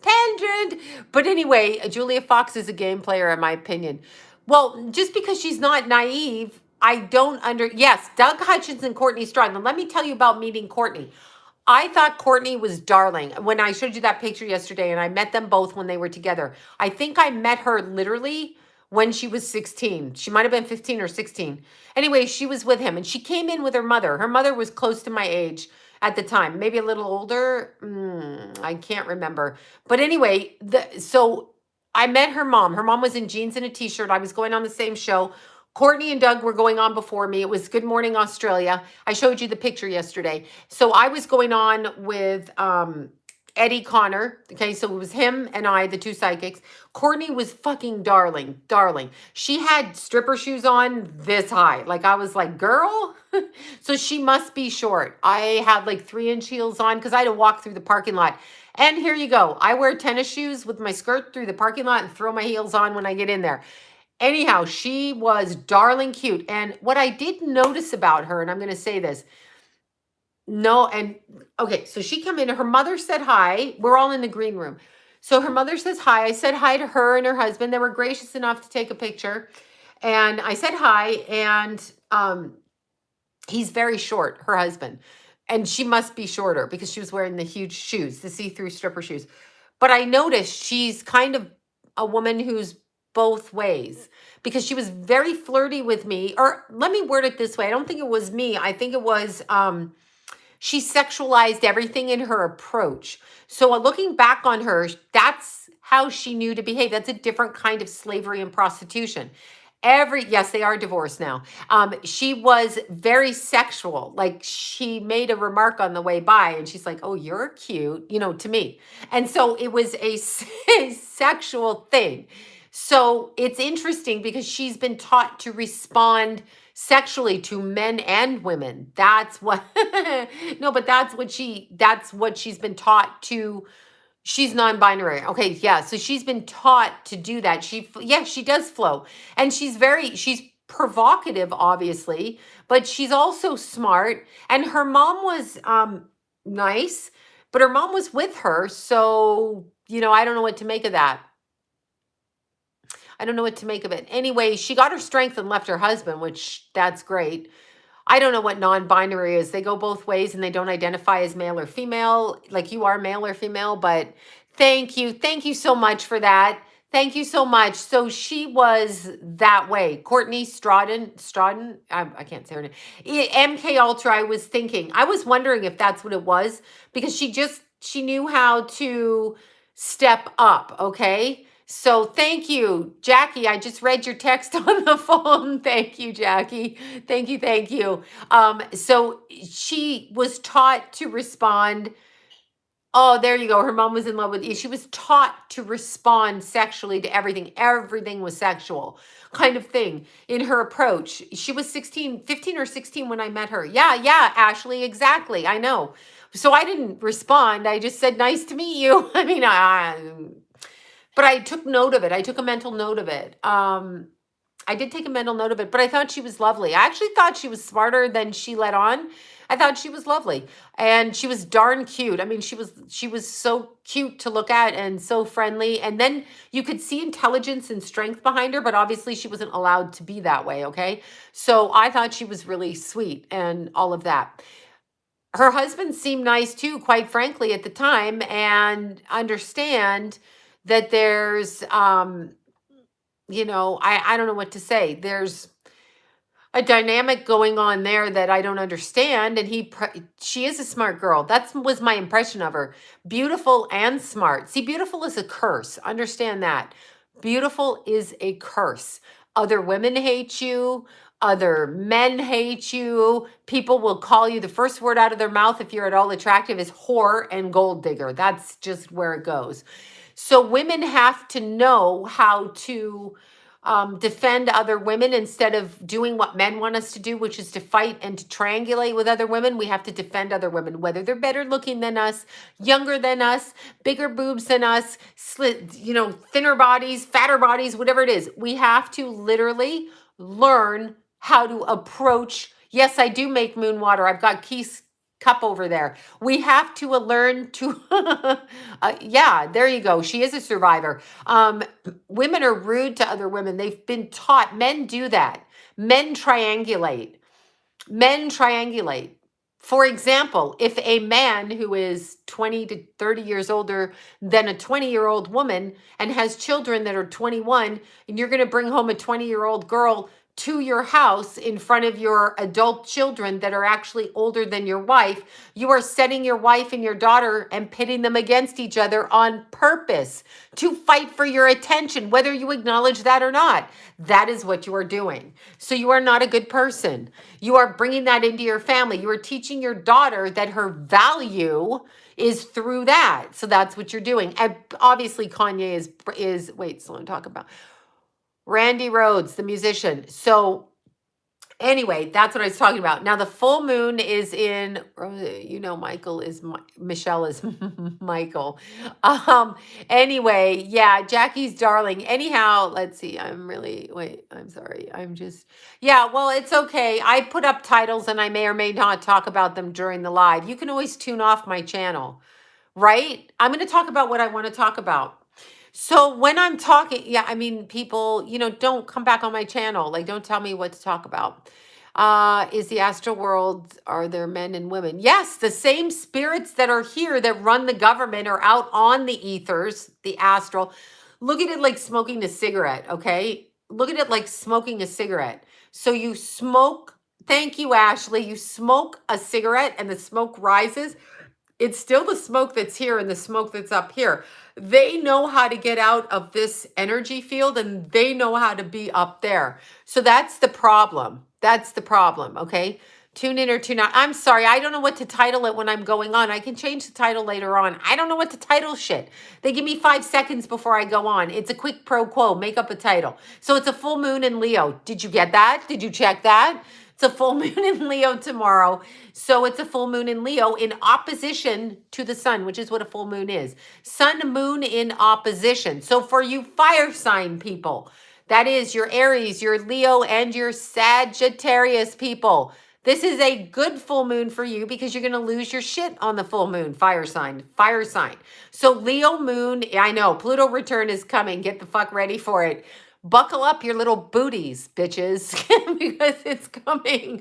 I'm just laughing. I don't know what they're going to dump on us. I heard that Trudeau sent out martial law, and then I heard that Doug Ford rescinded the mandates starting in March. So I don't know which of those is true. I do know they stole firewood from the Canadian truckers, and I do know that they stole gas and that they took their cards and their property so they can't leave, which is martial law. I do know that was said. So what the hell is that? So they took the firewood from the truckers in Montreal, Ottawa, Alberta. They closed. Now here, the guy that has the bridge from Windsor to Michigan, I traveled that bridge. You get stuck in a traffic jam under that bridge, right? And it's under the water and the water seeps through the cement. The water seeps. So you're stuck in there and you're a little kid and your little pillow's there and you're going to see grandma and you're like looking at the water. Drip, drip, drip, and you're thinking to yourself, I'm gonna fucking die under here. Anyway, the owner of that bridge closed it down. And he said there's a way to open that bridge. Let the truckers do what they want, right?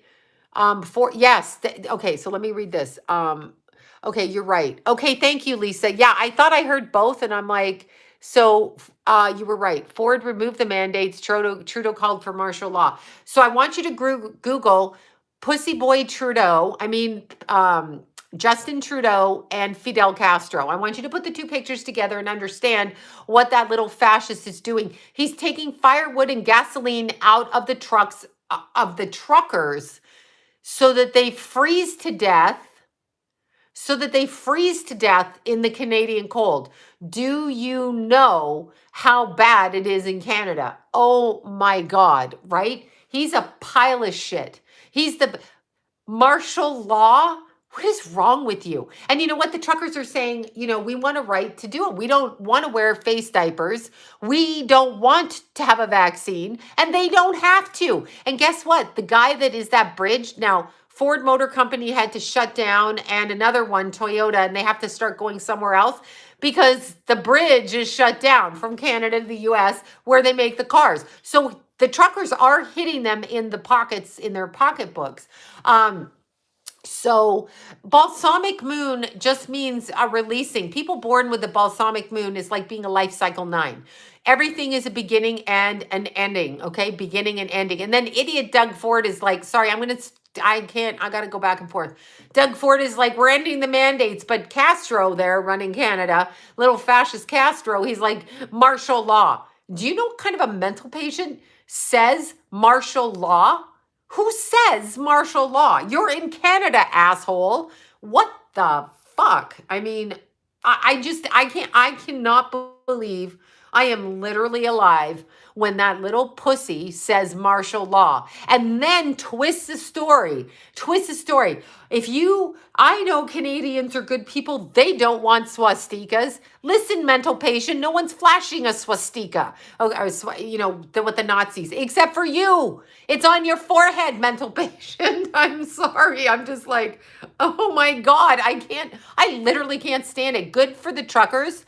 I cannot stand, and good for the Canadians. My people are free spirited and they're of the land, and Canadians don't like that shit. They don't like it. So good for them. Freedom. Freedom is I can't. I'm gonna show you this picture. Justin Trudeau.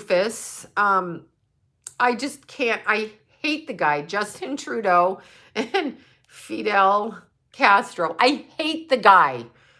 I will vote for you, Anthony. I'm voting for you. But see, Anthony, you're the one that messaged me and told me that Doug Ford is releasing the mandates. So if Doug Ford releases the mandates, Trudeau is enforcing martial law. So I don't understand. I don't understand. Okay, here we go. Oh my God, look at this. Pussy boy. I can't stop myself like this. Oh my God, what a fucking, I can't. I've got to stop. Okay. Hold on. Let me just take this picture. All right, I can't. I just can't. I literally want to, I can't. I'm having like tongue-tied right now. This is cracking me up. Take a look. Here's Pussy Boy and his father. Look at this. This is fascism and communism. Look. Do you see that?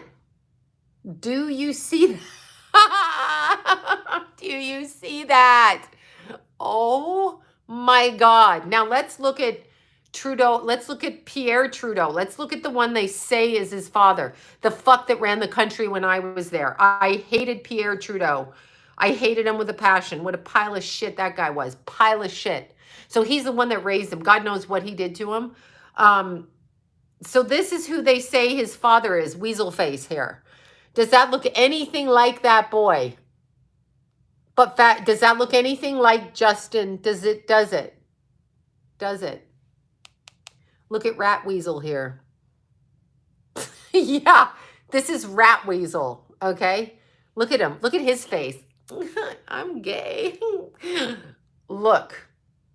Weasel teeth. Okay. Weasel teeth. I'm sorry, I can't stop. This happened. I think he looks like Pierre. Do you think he looks like Pierre? Really? Here's Castro. There's Castro. Yeah. Okay, now he's suspending him. He's suspending. I'm sorry, he's Castro's kid. No, Weasel Teeth is the dad. Looks like a rat face. Okay, that face is a rat face. So definitely Castro, but his actions are Castro. Martial law? What's wrong with you? Ferret face. What's wrong with no, but I mean, if you're doing martial law, you are a communist. I'm sorry, you really are. Same nose and smile as Castro, right? Twins. I know. Little Justin Castro. Let's see, they are bloodline. Oh, of course they're bloodline families. I know that. No, he doesn't look like Ferret Face. Exactly. He's a dictator. He sits there and he says the truckers and then mentions the word swastikas in the same thing, okay? You can't do that. No one's got swastikas out, whatever you call them. So Stevie Wonder conceives Castro's son. Yeah, martial law in Canada. Canadians should fucking, I don't know what you're going to do, but the people should go. What is that? Martial law? Because you don't like peaceful protests by truckers? Well, I'm sorry. Who are you? You think you own the government, little Justin? Come here, Justin. Sloan will talk to you. I bet I could kick that guy's ass. That's what a wuss he is, okay? I know he's got bad teeth and an overbite. I know, weasel face. That's right. His mommy didn't love him. They just thought that should run the country. Anyway, Leo full moon is tomorrow. And I forget what time it's at. Anyway, the Leo full moon's tomorrow, right? And his brother had a ski accident and died, just like the Kennedys. They just ski on into trees and shit. Dead. It's a hit. And they try, and blackface. I love when he dresses up in blackface. We're not allowed to say that. And they tried to burn Margaret Trudeau's apartment down when he went into office, right? March 1st, Sloan Day in Ontario. That's what they say. They say they're lifting, but they can't. They have martial law. So which is it? Mandates or lifting mandates? Don't listen to Doug Ford. Someone's going to mow him down. I know, right? Okay, so balsamic moon means ending cycle. Somebody born with a balsamic moon is beginning and ending. Sonny Bono was a hit. Why do you think Cher is still running around like the Crypt Keeper? Anyhow, Sonny was the woman, Cher is the man. All right, sorry. Balsamic moon is like a 9 in numerology. It's an ending. So for example, I'll give you an example. I'm a balsamic moon. So I was born, that's a beginning, but I was given up for adoption, ending. I was adopted, beginning, then I ran away, ending. That's a balsamic moon. So they begin and they end. They start a marriage, it's an ending of karmic cycle. They have kids, it's an ending of family cycle. They have many jobs, it's beginning, endings. That's balsamic. Full moon is always the opposition to what the sun is. So Leo and Aquarius are in opposition, right? So we have a full moon in Leo. Just really basically, what is a full moon in Leo? It is aggressive. It is flamboyant. It is shiny. It is flashy. It is cute. Leo is Leo. Leo is the sun.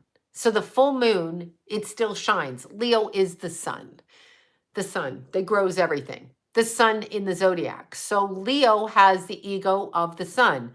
The sun changes and gives life to everybody. Full moon in Leo means there's going to be dramatic explosions all over the entertainment world. Okay? But when you think of Hollywood, it's actually a Virgo city, not a Leo city. Okay? So Hollywood is Virgo. So that's the weirdness you're seeing. Leo full moon, you have to look in your chart. So here's what I want to teach you.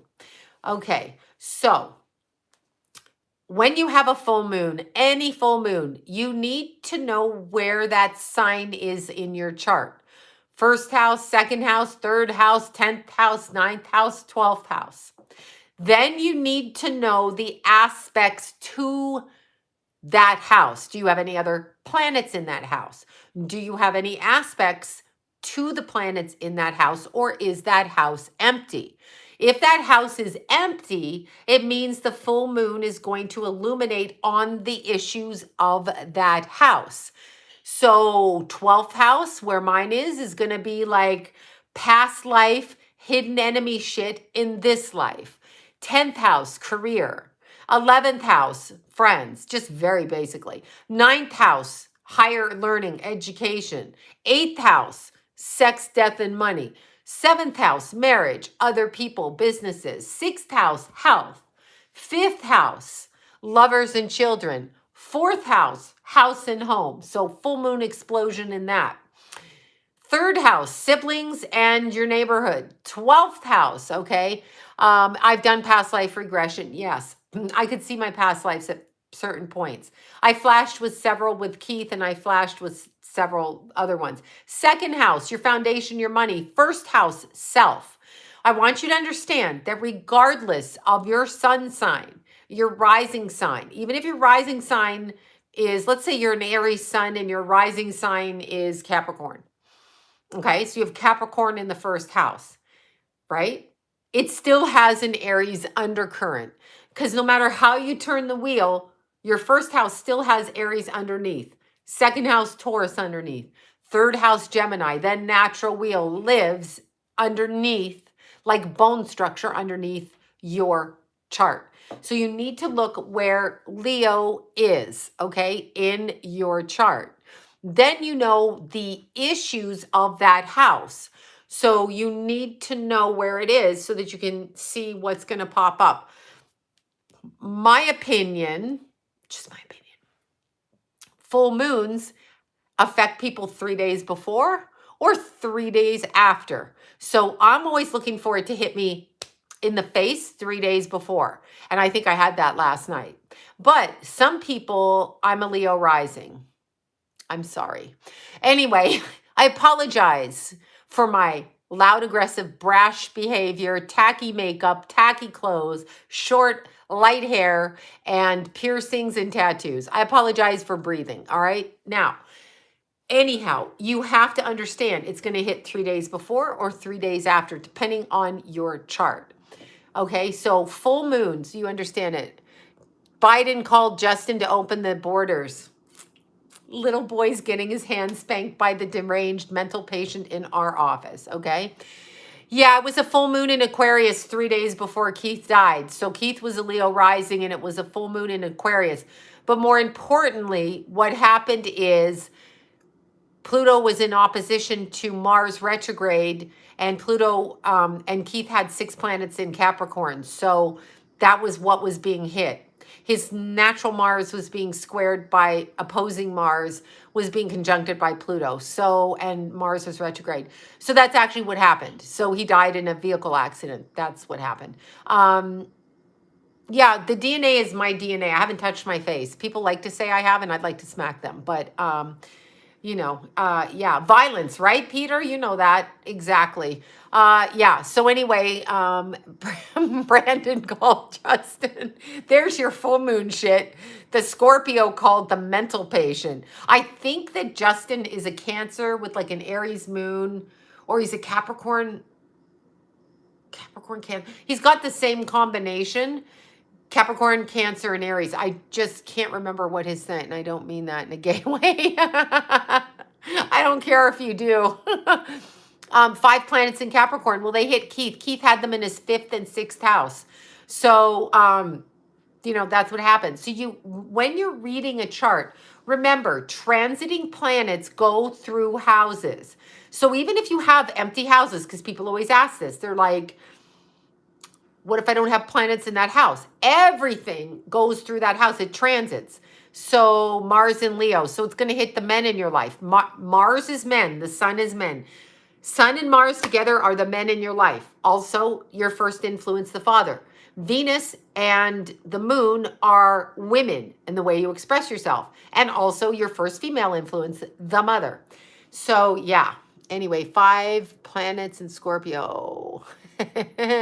Yes, because it's squaring Scorpio. So Scorpio and Tauruses are going to get bitch slapped, and Leo and Aquariuses are going to get bitch slapped because it's in Leo in opposition to the sun. That's where we are. And then you have Taurus and Scorpio, the squares to Leo and Aquarius. So you're already getting bitch slapped. Why is Scorpio always like, poor them? Well, because, I don't know.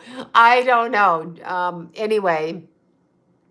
Yeah, it's not on your birth certificate. Okay, so you have to get the amended birth certificate or find out your birth name. I bribed a guy in 2001. in Toronto General Hospital to go down and get my records under my birth name, which I tracked down myself. So I had to know my birth name, and then I got the amended birth certificate, which shows my adopted name and my birth name. My birth name is Sloan, by the way. I went right back to my birth name. I found it just audacious that my family would run in and change my name when I was given a name at birth. I found it just like, fuck you. But see, they wanted to consume and they wanted to own, so they changed my name. That's what they wanted to do. They didn't give me a nickname. My name is Sloan. My birth name is Sloan. So yeah, I don't speak about my adopted family because they find it offensive and harassing if I do.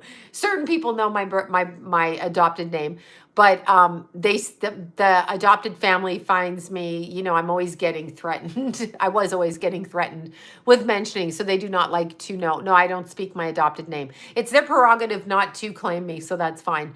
I mean, that's them. Sloan means warrior. Keith means warrior. Keith means warrior in Scottish, and Sloan means warrior in Irish.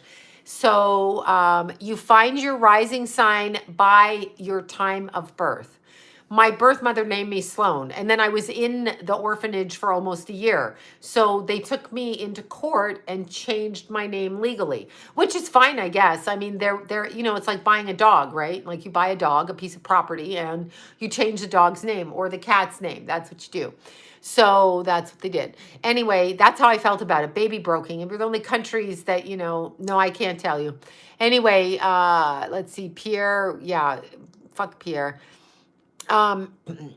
Yes, I have recommendations, but what I'm saying is if you can look up Brian Evis, but he'll kill me. He doesn't, my mentor, but if you can look him up, you can look him up and he will do them. So new names means new identity. Yeah, I know what they were doing. I went back to my birth name.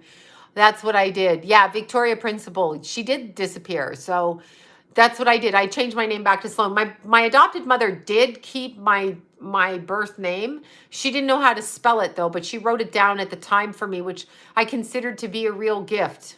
So she told me when I was 17. Between 0 and 17, I made up a bunch of other names for myself. So I called myself by everything other than my adopted name. But they were doing what they were told to do, make this purchase your child, right? Make this somebody else's garbage your child. And that is how I feel about adoption. And don't question me on it.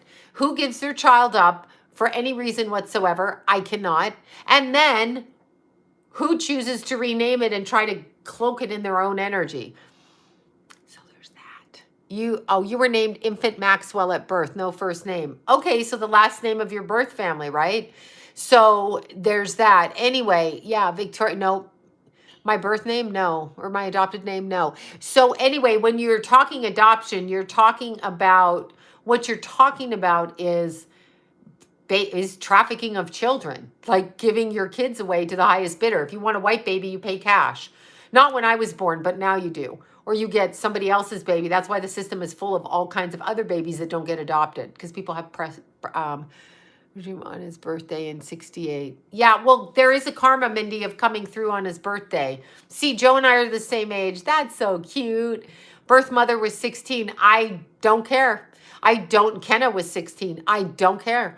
I don't care. I just do not. Wait, birth name never recorded. What to do? Well, then you probably have to put sun on the ascendant and do an equal house chart that way. You can look at the angles that way, but you won't know your rising sign unless you can find somebody who can rectify the chart. But that's so much work. And they would rectify it. How you rectify a natal chart when you don't know your time of birth. There are people in 14 and kept your sun. I'm more for, I don't know why we're a society of ditch your kids. I don't know why that is. I think it's just awful. No, I know my name. No, I know my name. I found my birth mother. I know my name. I know everything about me. I have the birth certificate with both names on it. One is scratched out and typed underneath, and then one is amended in 68. I have both those names. I tracked it all down because I knew I wasn't. But we adopted a nephew out of there. See, you got him out of the foster care. That's good. I don't know who the hell gives their baby up. When I gave birth to Jason, I realized what kind of a person you are when you give your baby up and what that takes, what kind of disconnect that takes. I was like, I can't. That's just my opinion. Just my opinion from both giving birth and that. So there's that. But here's the thing. How do you rectify? We're talking about when you don't know your birth time. My friend Ryan, who was my best hairdresser friend, the bestie in the world, and he's in Beijing, for God's sakes. Anyway, he had the best bitch in blonde, and I miss him. Jason's the one that told me he moved. He took him to the airport. He's like, Mom, he's going. And I'm like, ah. Anyway, Ryan didn't know his time of birth either. He was a Scorpio on 31st of October. Did not, yeah, there you go, Erica. Exactly. Did not. Yeah, see, your dad holds that on his soul, wouldn't let you have a baby. What's he going to stop it from coming out of you? I can't. I just don't like parents like that. But anyway, with, and it's not a judgment, it's just from my circumstance. But when you're talking about not knowing your time of birth, like Ryan did not know. He knew he was born on the 31st, but his parents didn't go to they had to walk in China to go to wherever they registered the babies and da da da da da. So he didn't know his time of birth. So when you rectify a chart, it goes by when you were adopted, for example, when you were adopted, for example, or when somebody died, when a grandparent, father died, when there was an accident in the family, major things. Like if somebody were going to rectify Jason's chart, he's had two brothers die. So they would look at Jason's chart, and if they did, I mean, I had John with a stopwatch and I gave home birth. So I knew exactly when my kids were born.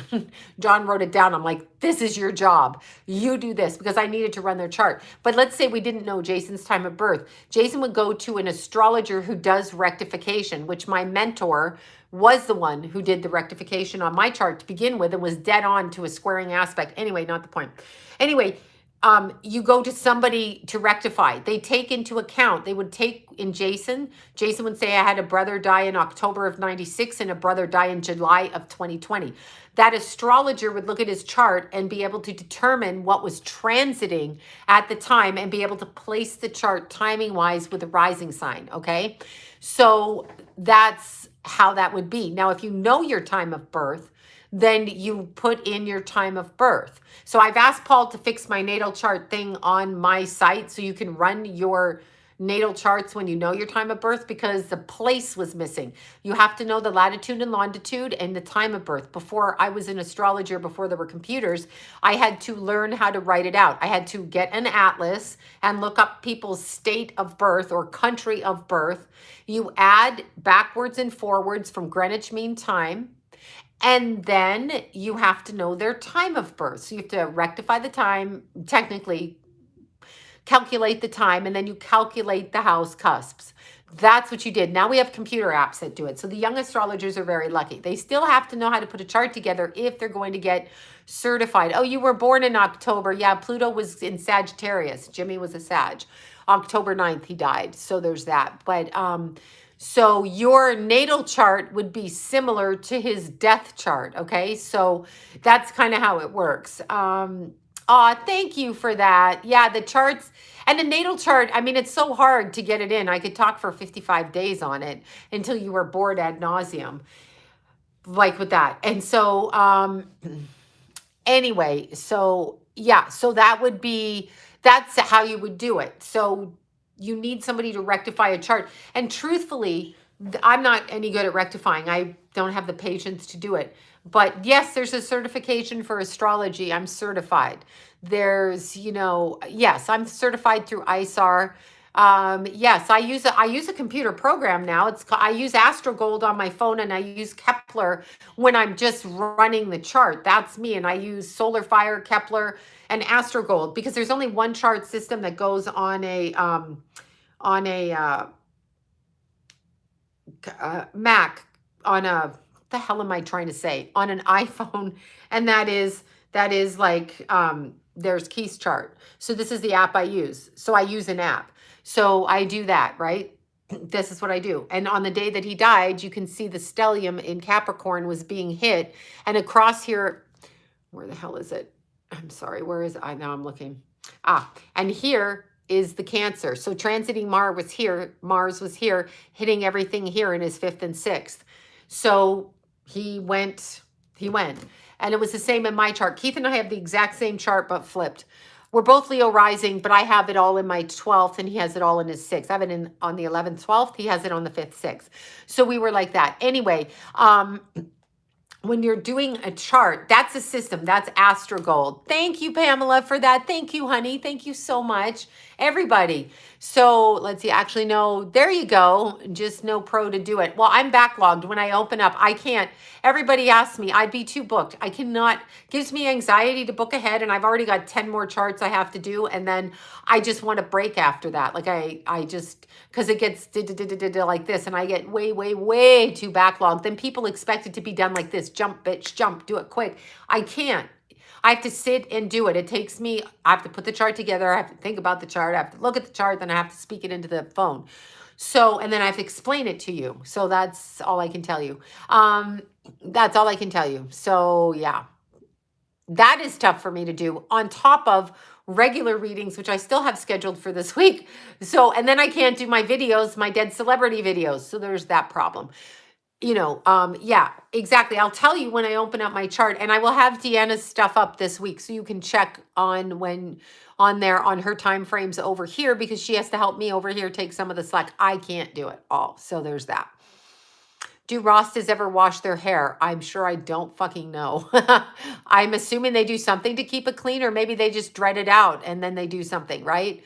So it could be, yeah, do you remember doing it, Ella? Don't you? By hand. Yeah, then you're my age. All the astrologers, like when I was a kid, you do it by hand. Brian taught me by hand. I'm retarded math. I had Mark, one of my astrologer friends, counsel me with the math. He would be like, I'm charging you $10 an hour to do this because you're retarded, he would say, because I couldn't add. I really couldn't fucking add. So before I took my exam, I had to have him do that. So there are different, why are there so many? Because people have different belief systems. People in, Indian countries and Vedic astrology, here's the difference. Some people, there's different house systems, which is the way that you, the 55-year-old club, exactly. House systems tell you, the way that you calculate the chart and the way that the number that goes on the outside, the house system. Then you have the different ways of reading the chart. So some astrologers still read the chart without calculating the Earth's axis. And I don't know how many degrees the Earth's office axis right now. I want to say 70 something degrees. I don't fucking know. That's out of my head right now.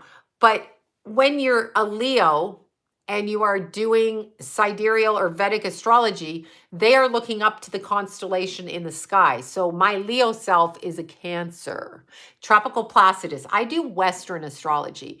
Tropical Placidus. And I was taught when I was a kid first, my first interest was by my British cousin. Okay, so sue me. I do Western. That's how she learned. But remember, the Earth is off its axis. So when you look up in the sky, the constellations are not directly above your head the way they were, right? So, yeah, it is complicated. It's a lifelong thing, and I'm minuscule at knowing it, and I've been doing it 38 years professionally or whatever. And I learned from you're a triple Leo in Vedic. See, that's interesting. And some of them have square charts and they work backwards. You read back. I can't do it. I just have to stick with Western astrology. I can't even judge anybody else's. Okay, I can't. I just can't go there because I can't retain it. But anyway, yeah, I have one on my website under my oracles. If Paul has put the place up, the place went missing. But there are, yeah, you can Google it, run your natal chart. Yeah. And I don't know the sites because I don't do it. But when you're looking at an astrology chart, it is a lifelong process. And some people will ask me how I got things. I was taught by somebody who was extraordinary with their gift. Extraordinary. Well, you have a double Libra Grand Cross. You've been being hit for the past 5 years. But I was taught not traditional, not by a regular astrologer. Literally, 12th house, 8th house, what's affecting your sun? It's not one answer. Astrology's not one answer. Okay, there's a feel to a heart. There's a feel to the heart. There's a soul to a chart. And I feel it. Yes, Vedic is very different than Western. And I don't dispute any of them. If you get your information that way, I don't challenge it. However they work their stuff, it's very interesting. And it probably comes to the similar conclusion. But I have a 12th house stellium too. And yeah, well, your life is hell. Welcome, Allison. Welcome to the hell that is this earth. But anyway, there you go. Look at Peter. He's soothsayer and astrologer. Thank you. Gabrielle Hoffman. There you go. He's putting a name up there. Yeah, the books, the atlases, I got rid of mine, but anyway, it's never one way. You can't just say because you have this, it means that. It doesn't mean that to me. It doesn't mean that. I'm sorry. It's just different for me. I feel it differently. And I was taught by somebody who was extraordinary and is asked to lecture on the topic all over the world all day long. Okay? All day long. Does not have a website, does not have Instagram, but is on my Facebook under Brian Evis. So if you find him and you blow him up, that's going to be your business. So you can catch him on Facebook. I cannot guarantee he will answer you. He's more private. Oh, there you go, Alberto. You're getting the best reading. You are getting the best reading. That is who taught me. That is who taught me. I mean, retaught and really taught me. Really, really taught me and actually opened my life up for my career. So if you can get a hold of him, then good luck. You think I'm obnoxious? He will hide. So that's good. Y'all, you want to go to somebody who's the best? He's the best. I mean, in my opinion, he's the best. So there's just that.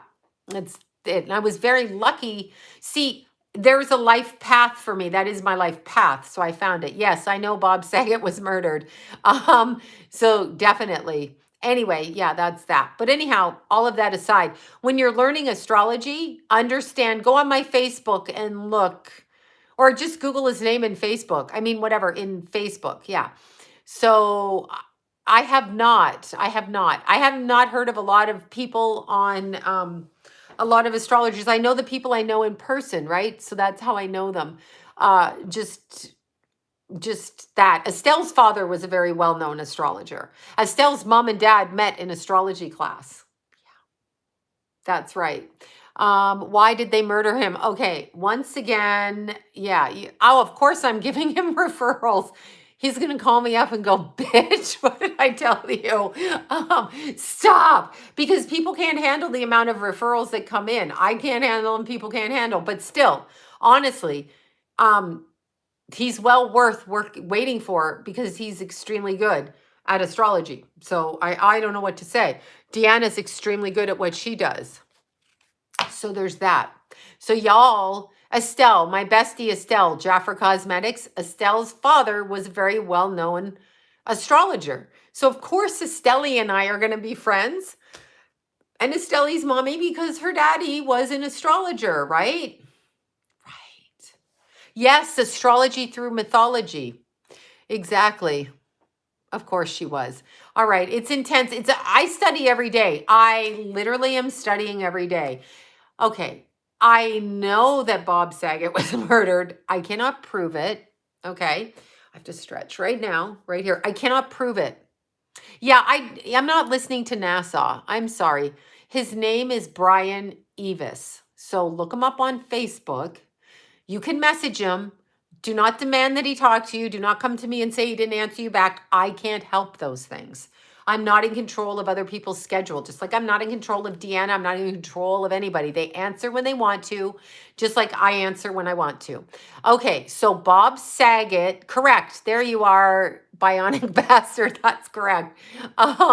Okay, so here you go. When are you going to open readings? Oh my God, why you all ask that? When I finish with the backlog, people are waiting and I'm a month behind and it gives me anxiety. I get fucking anxiety, okay? So Bob Saget was in the club, the cult. Think of a cult. Think of Jim Jones, Guyana, and a cult. Mew Mew's asleep somewhere. I don't know. I think she snuck in my bed. So think of a cult, okay? Correct. No, EVIS. No A. Think of an occult, a cult. So yeah, Monty Faber. Oh my God, I love his cards. Look, I got them at one of the conventions when Keithy was little. Look, karma cards. Monty Faber. Yes, I like his karma cards. They're a staple in my life. I love them. Oh, Mew heard. She's over there. Anyway, what the hell was I going to say? Oh, Bob Saget. Bob Saget was in, okay, Bob Saget was in the cult. Let's call it a cult, like Jim Jones Guyana, right? So I know I can't do the pick a card right now. I have no energy left. So Saget drank the Kool-Aid. There's always an expiration date on you because the devil lies. Satan dies. Jim Jones was in San Francisco. Guyana, he was in, oh, you think he had the cult in San Francisco, but I thought they were in Guyana, Jonestown. Anyway, any man that goes for John Stamos that says which Olsen twin swallows when they were children and during a roast needs to be bitch slapped. So Bob Saget was bitch slapped. Something happened. He went against his people and they took him out. They took him out. He is gone. Goodbye, right? Yeah, exactly. So he was killed. He didn't just fall on his head, think nothing about it, and then just fucking go to bed and tuck himself in all pretty. That didn't happen. That never happened. Yes, Jim Jones did have CIA operative. That's why the reporters were killed on the airplane that was leaving. Jim Jones was a complete project by the military. Complete CIA project, period. And so was Charles Manson. And so was all of them. Yep, they sell their souls, so they get murdered. This goes for Kobe too. And I don't care what you say. Don't tell me Kobe's fucking basketball. I'm sorry for his children. I'm sorry for everything. But they do this shit on purpose. They do it on purpose. Bob Saget was a pile of shit. Listen to his roast. If you're saying, and I'm sorry, I hate that, but I'm sorry. I'm sorry, but that's what that was. Yeah, I think it was Guyana. Jones, it might have started in San Francisco. John of God, the same thing. Oprah puts John of God and David Koresh. Now, David Koresh, I have a different opinion about David Koresh. I'm going to tell you what I think about David Koresh, and I'm going to be serious. I thought he was a pile of shit to begin with, because I think he liked to fuck a lot of women at once. I don't know about little kids, but let me just say this. So David Koresh, Waco, Texas. What did Koresh do? He went and kind of opened up a commune. They all do. And he started to fight the government. He started to say, hola. Yeah. He started to say that, no, Saget went right and probably left. They said he had panda eyes. So I'm sure they got him both ways. But anyway, Koresh, he started to fight the government on taxes, on all kinds of things. I actually think they made up, government took Koresh out.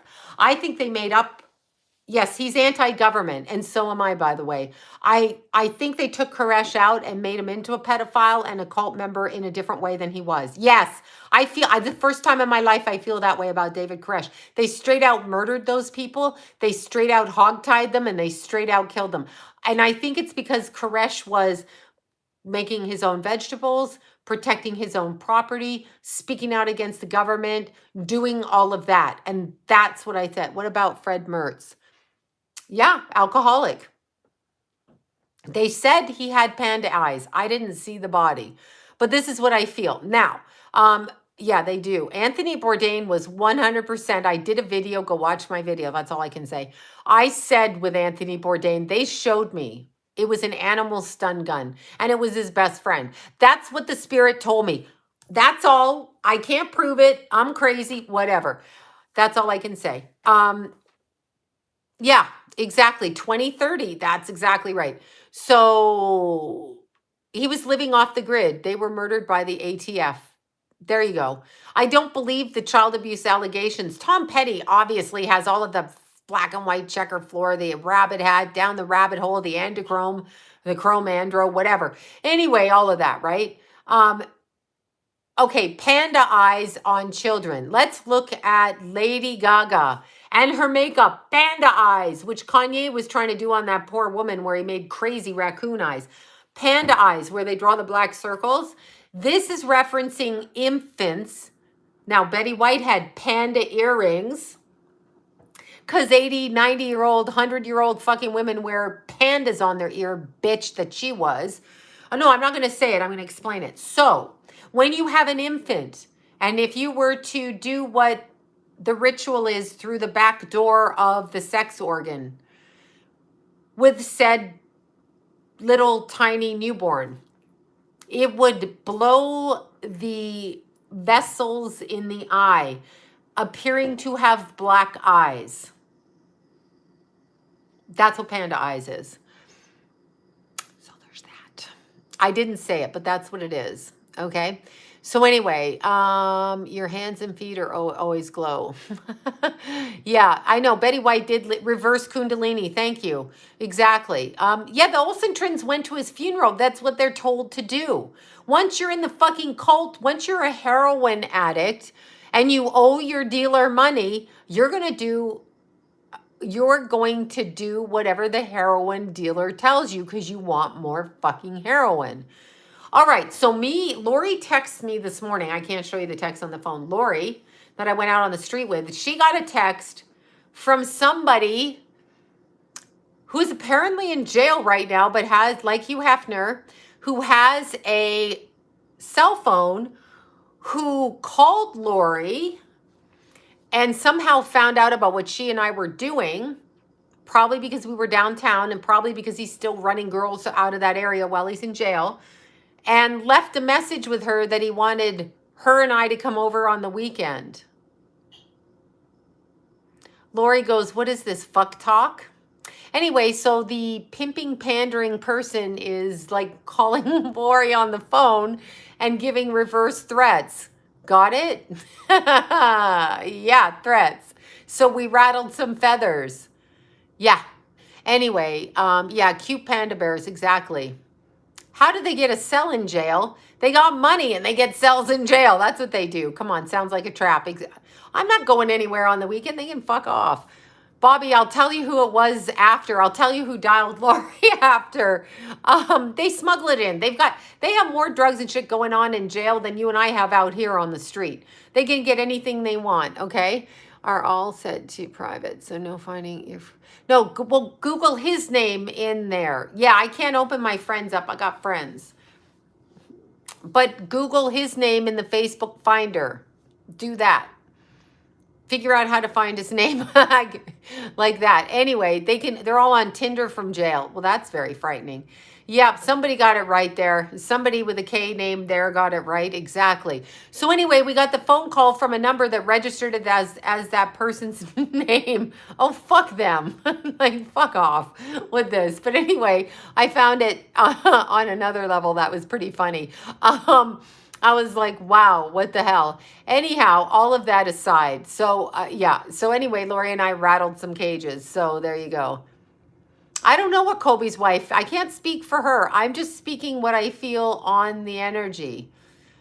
I'm just speaking for what I feel on the energy. That's all I can tell you.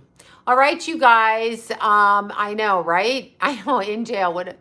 Well, okay. Well, what good are prison? Okay. People, understand this. Every politician, every celebrity, not every, most politicians, most celebrities, most jail guards, most people will take money to shut their mouth, aka J-Lo.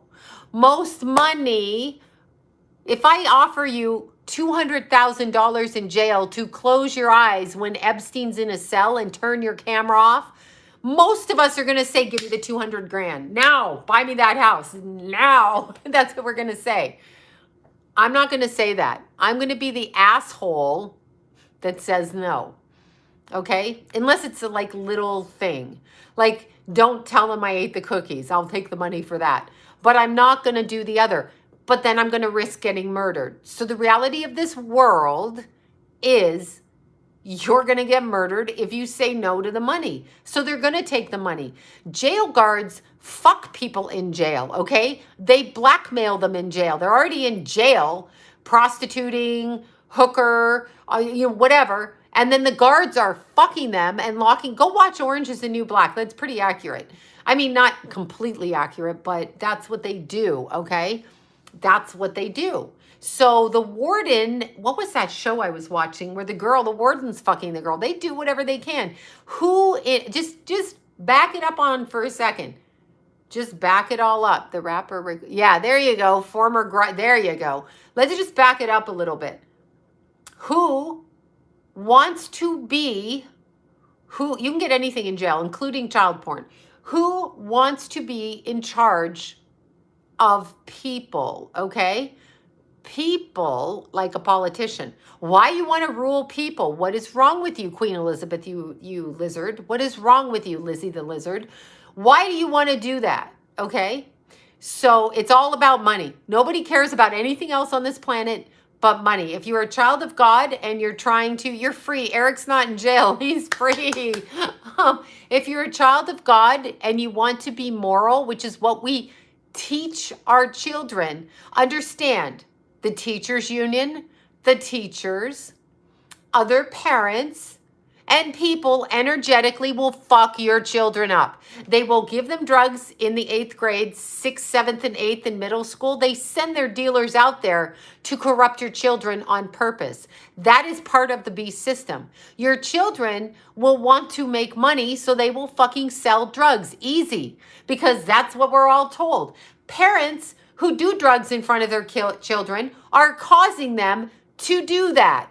Do you know what I'm saying? If you're an alcoholic and you turn your back to your children's bad things and you don't fight them, you're making a criminal. This is what happens.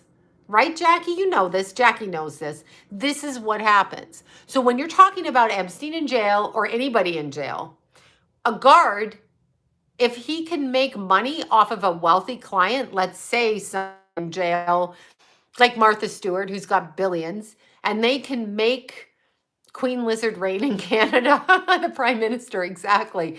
And they can make money. That's what they're going to do. Nobody turns down money. You got to be pretty fucking strong. And then you've got to risk getting murdered because you already know what's going on. So you're just better off not to work in there. Why you want to be a prison guard and look up people's assholes while you're working? Because it's a government job designed to keep black people enslaved and Hispanic people. I think Hispanics are more in jail now than black, but then it was black people prior to that. So they're trying to take out, through genocide of crime and drugs, groups of people whose skin color are different. They're trying to wipe them out because the government is in fact racist, as is referenced by 30 Days for Homicide. Good boy, Vince Neil. I used to see him at Genio's, at the bar drinking before Genio's became the Social Security office in Burbank. But anyway, and the Native Americans. They've been killing the Native Americans for years. So the prisons are full of these. Look what they do on the reservations. Here's the money. Here's the retroactive money back to you guys here. And then they send the drug dealers and the alcoholics over there, give them all cars, set them up to fail. Just like your mama. Just like your mama. If you're in an abusive relationship, you're with somebody who is drinking or drugging, your mother set you up to be that way. Yes, I have been in jail. Juvenile. Not adult jail, and I'm surprised actually. But yeah, they get tons of money for prisoners. They're using human beings put in poverty areas with drugs and crime, and it doesn't even have to be huge crime. They are using human beings to profit off the back, okay? Mexicans, Hispanics, however, whatever Hispanic race, black people, that's what they're doing. That's why there's liquor stores and crack on every corner down. I'm free now. That here, the booze, right? Peter, you know, that's what they're doing. So understand the energy. Once you get into a system and you've been in prison, then you're criminal. Then you're harnessing. Then you're a vampire. Then you're Illuminati in a different way. You're part of that beast system. Go watch the movie Body Brokers. Bobby had me watch that movie. Go watch the movie Body Brokers. The fentanyl. Oh my God. I know. White people are fentanyl is definitely, that's coming in through China, through Central America. That's exactly right. So go Google Body Brokers. Body Brokers. Please Google it. Learn about that, because that is now our drug addicted system. Okay. That's the system. That's what it happens when you go into rehab. And Ashley on here knows that. Yeah, it's more than we knew. Oh, Body Brokers, so true, more than we know. I know, Bobby. Bobby told me that. Ashley lived it for a while. So I'm sorry your brother just died. Oh my God, on fentanyl. Oh my God. The what we are is a culture are pharmaceutical obsessed. Understand, Body Brokers Online. It's on prime time. I think I paid $4 and it's on prime time. I'm not saying anything about the acting. It's very good to watch because it's very. I'm sorry, fentanyl. Ugh. It's very telling about what goes on. It's what they want. So just look at this. They've got everybody, everybody going to the doctor 4 times a year. When you're over 50, you need a colonoscopy, you need this, you need that. No, I fucking don't.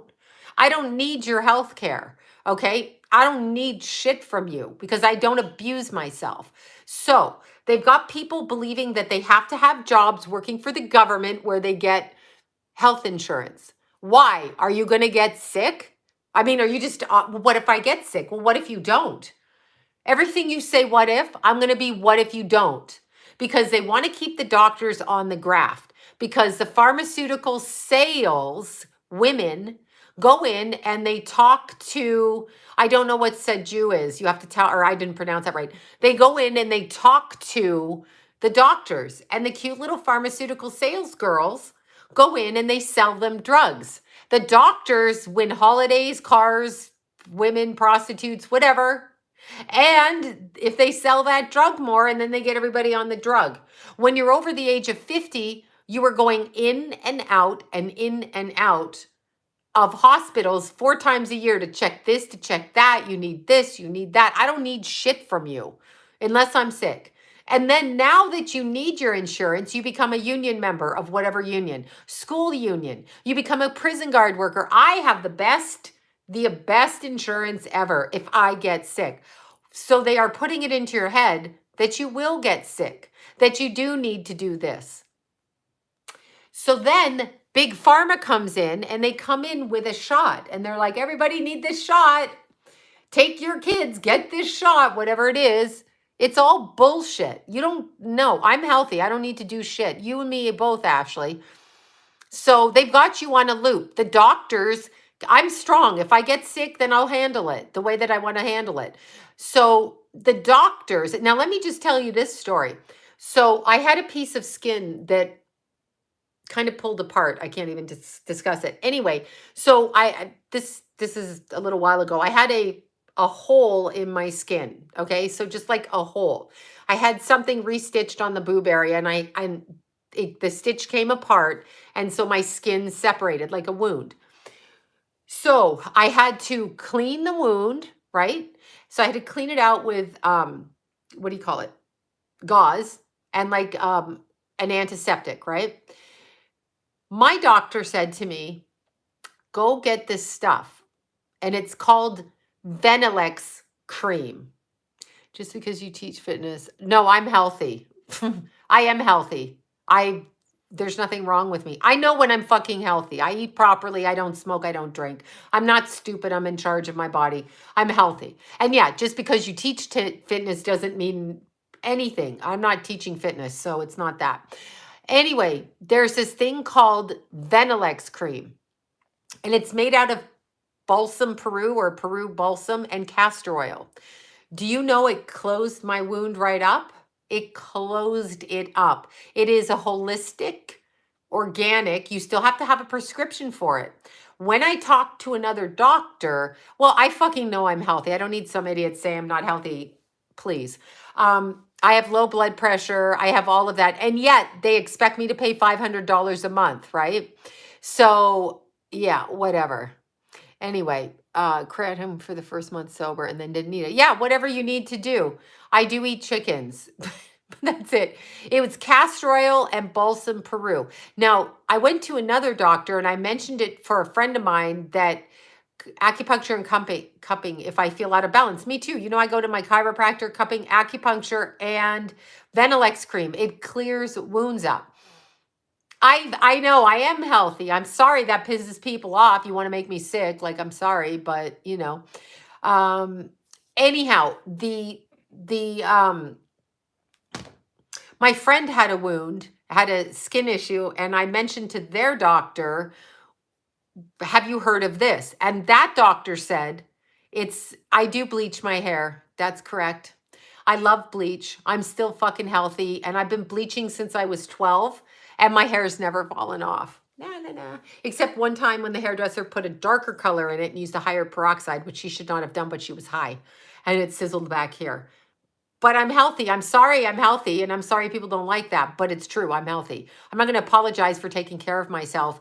If you take care of yourself, you will be healthy. I'm not going to apologize for not drinking. And I'm not going to apologize for eating proper foods when everybody else is doing bullshit. And I'm not going to apologize for not smoking and not doing weed and not doing drugs. I'm not going to fucking apologize for it. That's what I chose to do so that at this age in my 50s, I don't need a doctor. I'm not going to need you. That's it. I'm not going to be on your pharmaceuticals. I don't have to listen to a doctor. I don't have to do what they say. I can choose. I can pick and choose because I pay cash.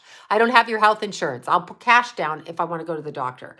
If I have an issue, here's my cash. And they will bargain with you for it because you're paying them cash. So I don't need to get permission from an insurance company to get any balsam Peru. That shit, you know what the doctor of my friend said? The doctor said to my friend, when I went to their doctor, oh, it's not FDA approved. And I'm like, but it closed up a wound. See? So the doctors are of one mindset. This is completely organic and it literally closed up the stitching that split on the boob. So there's that. Lots of fish oil. And yes, exactly. Water cures a lot of things. Yeah, healthy and on no meds. Born in 66. You and I, Bama, you and I both. So I choose not to do that. I've never bought into it. I breastfed my boys, okay? Yeah, just because you teach fit, I don't know how to argue with people with that, but it's whatever it is. I am no longer friends with her. I have no idea who you're talking about.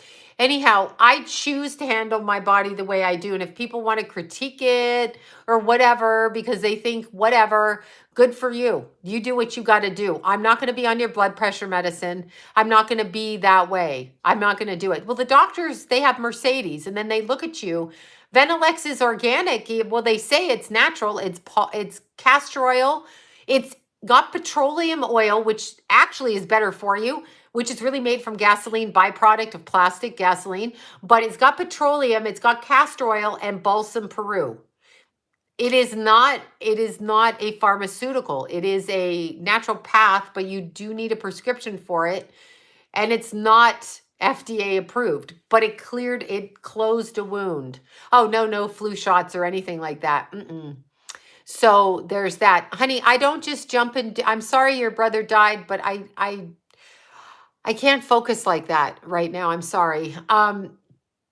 Anyway, the pharmaceutical industry is invested on you being sick and ill, okay? Is invested in that. So they make a point of teaching you in a bad way to eat bad, to do things, to be bad, right? So that's kind of what happens. Let's see how badly did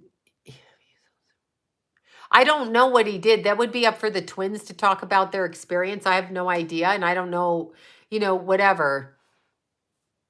Yeah. So anyway, and again, as for rant time, I don't jump to people who ask me to do readings. If I get something, I'll always give it to people. But again, I can't focus on everybody. I cannot do it. So I don't know what to say. I can't. If I get something, I will give it to them. Like I had, who was it today? I want to shout her out. And I'm going to shout Leah out. And I'm going to shout Christine out for their messages to me. They text me messages. Okay, I hope I'm saying her name right. RuPaul, but I'm not saying it. It's not RuPaul. It's RUPAL, but it's pronounced prettier by her. She literally had a message from Keith that she dreamt. And she even knew the car that he drove, the car that I gave him that he described to her, which is nowhere online or anything. I haven't spoken about it. So she did it. Christine also did it. Not about the car, about a different issue, the date. And Leah texted me all day on, I know, all day on Sunday, which I couldn't ask her because I was out on the, how do you keep yourself energetic? I try to keep myself energetic. I exercise every day. Do you think it's easy? Oh, yeah. No, I'm sorry, sweetie. If I get something, I will, but I don't automatically get it while I'm doing this. My brain is different. I can't do it when I've been working all day. Chemo will kill people, right? Yeah, Keith is coming through everywhere. I've been and literally told the young lady I was speaking to today, no, you didn't upset me, love. Literally told, and you didn't upset me. I'm just letting people know I understand, and I just can't get everybody since my son died. I can't. I'm not the same as I was before. And Bobby, Christine we talked about that this morning, and then Christine and I can't say her name, my client today, and then Leah or Lee, who contacted me. So yeah, I put my contacts, I will be opening them up, but that's all I can do. Well, I can do readings at times, but I can't after Keith died. I just don't have the energy after working all day doing readings. If I get something, I do it. And honestly, I do. And I understand people have a desperate need, because when my son died, I had the same desperate need. So I contacted my best friend, and I'm very lucky. I had people around me, and I'm very lucky people contacted me. So I feel badly for people because I don't know, yeah, I'm going to put Deanna's name on my website. Then you're going to blow her site up, and it's going to be a huge problem. It's going to it's gonna be a huge problem, but Deanna's really good.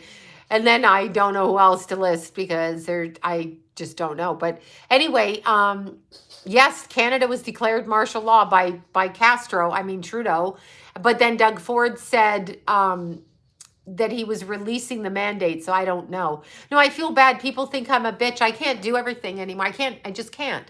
I'm sorry. I just can't. And maybe I won't be able to read again. Maybe it'll go away. Yeah, drug addict. See, drug addict is a governmental thing, pushing it on kids. So it's a real problem. Okay, it's a real problem. I haven't even started my classes yet on my website, but yeah, Canada's a problem. But what I wanted to say is you have to understand the pharmaceutical pharmacy people want you going to a doctor. They want to prescribe you pills all the time.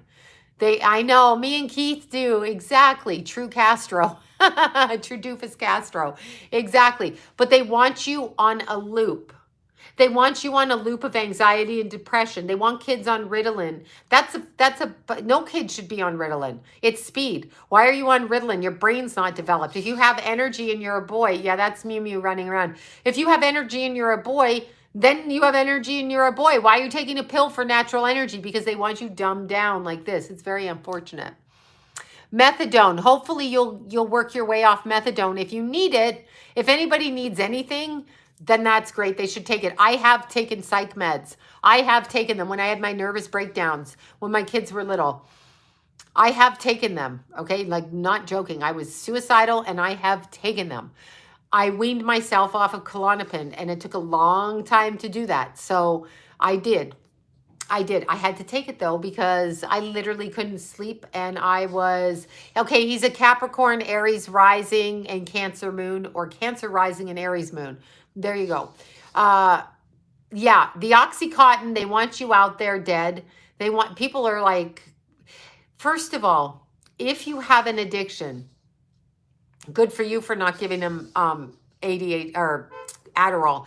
Good for you for taking yourself off of Oxycontin. If you have a belief system that you have to self-medicate, whatever it is, you need to address your trauma.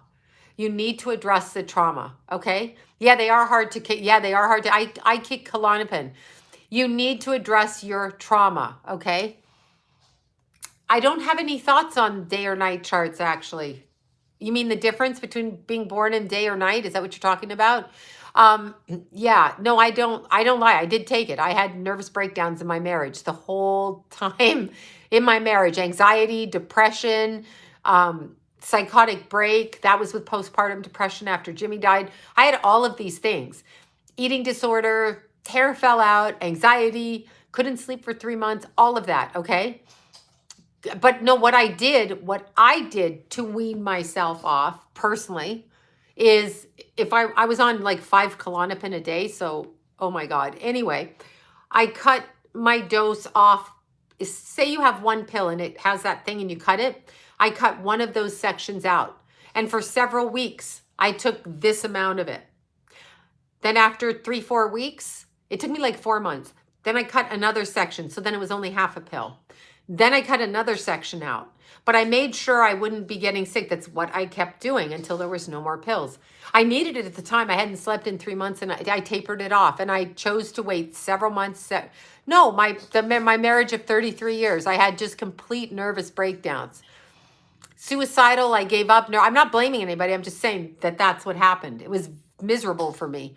So that's what I did. And then I had postpartum depression and then dealing with my stepson's drug addiction and the way the family was. It was very difficult for me. It wasn't my fucking issue and it was difficult. So I literally could not handle myself. I couldn't get rid of the stress from the first marriage and from the childhood. And that was a problem. But I weaned myself off of it. Yeah, I cut one, and then I carried them in my purse so that if I felt a panic attack coming, I would nibble on them like that. That's what I did. I was too young. Nobody should be moving in with an adult man in their 20s who's 20 years older. It's just not right. There is no nervous breakdown. It's an energetic attack, and it might not even be from the people you're with. Thank you so much. It might not be from the people you're with. It might be somebody attacking you, but I did wean myself off. I had to wean myself off because I was like, now I can't stay awake. So, I started at age 4 with my anxiety and panic attacks, and I developed a fear of swallowing solid food from abuse because when you shove things in people's mouth that they shouldn't have, they get a fear of swallowing, right? So without being graphic, that's the issue. That was the issue in my case. I was 4. So I went to the psychiatrist. They ground my food up. I couldn't swallow things. That happened for a while. Then I got normal and I ate. Then I got accused of always eating too much, and then my mother locked me out of the fridge. So then I developed an eating disorder and anxiety and an eating disorder to laxatives. Okay, so a bulimic disorder to get the food out of me. And so that was a problem. And then I went out on my own. Yeah, my mother was always saying you eat everything. So she locked the fridge from me, literally like a bitch. And then put bacon in front of me. I wouldn't eat the bacon. And yeah. Anyway, and she put my food out for a week in front of me if I didn't eat the meat, which I didn't want to eat the meat. So there was that kind of thing that was going on. So I understand. Yeah, I mean, I understand. And then I had anxiety from, and I am afraid of heights. That could just be a genetic thing. That could be genetic. But I'm afraid of heights when they go on one side. Like if I'm driving on the freeway and I drive like into Palm Springs and the cement thing is on my left side, oh my God, I can't. If it's on my right side, I can. So something to do with the female male side, right? So it's weird. Yeah, sarcasm, I know. So I developed an eating disorder and, or whatever, a bulimia. It's really bulimia where I took laxatives. So I took laxatives all the time and I ran up and down the streets and I would only eat certain things. So like exercise bulimia disorder. But then the exercise became a way of, and it might not have been everybody's issue. It could be genetically hooked into me. But I was critiqued a lot. So if you're finding fault, if you have somebody in your life who's invested in finding fault at you, it is a problem. They are aggressive. So if they are invested in seeing you as an asshole and telling you what an asshole you are, it's about them. Yeah. And my peanut butter disappeared when I switched timelines. I no longer have peanut butter in my house. So anyway, and then of course, yeah, Suboxone is very hard. It's very hard, but you can do it. I'm right-handed. But the other thing was when you grow up in a covert, sexually abusive home, thank you for that, the Cayman Islands. There's a difference between overt and covert sexual abuse also. Let me just do that. Good, no drugs for 11 months. Boom. There's a difference. Yes, I was guilted with the food. Exactly. But covert sexual abuse is when somebody in the house will spy on you when you're undressing, when they will flash on you and show you their privates and act like they didn't mean to. It's hidden. In my case, my family took the bathroom doors off my bathroom and watched me while I showered, just so you all know. That's when I decided at 14 that I was going to leave, because they would do that. So they would do, it's true. That's kind of the home that I came from. So that was your stepdad. Yeah, my mom took the doors off. They watched me shower. Covert sexual abuse, live porn in your child. I don't know. They watched me shower. My mom checked my undergarments when I got home with her hands. You get what I'm saying? So that's the abuse I suffered as a child. And there were other things too, okay, that I'm not going to even mention. But that's covert. Well, actually, checking my underwear to see if Jen kissed my ass. I don't know what you two are fighting. But that's called covert sexual abuse, when they peep on you, they watch you, they control you. Yes. Yeah, my father was older than my mother. Yes. And they were older parents. And that was a problem. And so people don't like me talking about this. They didn't like me saying that. Don't put your hands in my pants when I come home and I'm 12 years old. Get your hands out of my fucking pants. And so get the fuck out of there. Don't justify your shitty ass behavior because you want to. No, I'm not possessed. Oh, I see. You're making fun of me. Okay, so anyway, don't justify your shitty ass behavior saying that you're trying to see if I've had sex or whatever. It's none of your business what lives in my underwear, okay? So I left 2 months after. Don't be sorry. I chose to leave. Oh, you're sorry for Susie. Anyway, I chose to leave. But covert sexual abuse is sexualizing a child, calling a child a whore. I'm not possessed. It's fine if you want to say that. It's probably a relative again on here. But anyway, covert sexual abuse is telling a child that they are a whore, making sexual innuendos to a child, traumatizing a child, sexualizing a child in any way, okay? Yeah, it was kind of a problem. I'm not strong. I just didn't like it. I just didn't like it, okay? I didn't, because they were wealthy. Why do you think they were allowed to adopt? They were wealthy. They had money. They were both on something. My dad was definitely an alcoholic. And yeah, my dad apologized. My mother never did. She said I ruined her life. And she's fine. So that's what she can say, right? So there's all of that. So I was called all kinds of names. And so it does, yes, it does traumatize you. Then you end up in the sex industry. In my case, I went into the stripping industry because his little girl dirty jokes. Yeah, father telling his little girl covert sexual abuse. Now, I have noted, check for what? See if I had sex. That's what you, like, I don't know. She was always in my underwear like that. Like, it was just weird. It was intrusive. So there was a problem with that. Yes, she died and she never spoke to me again. So it's, yeah, well, there's different kinds of abuse. But there are girls that are raped by their father. There are girls whose mothers allow people to literally rape their daughters and their sons, okay? And you're sexualized. So you're going to have a hard time growing out of that. The eating disorders are going to start and that. I don't know what to say. I'm very open about it. I'm not going to keep, my family wants me to shut up. They would like me to shut up. Everybody would enjoy me to shut up. I'm not going to shut up. So yeah, abusers, yeah. And then you marry it, or you date it, or you let someone punch you in the face. I was traumatized with violence as well.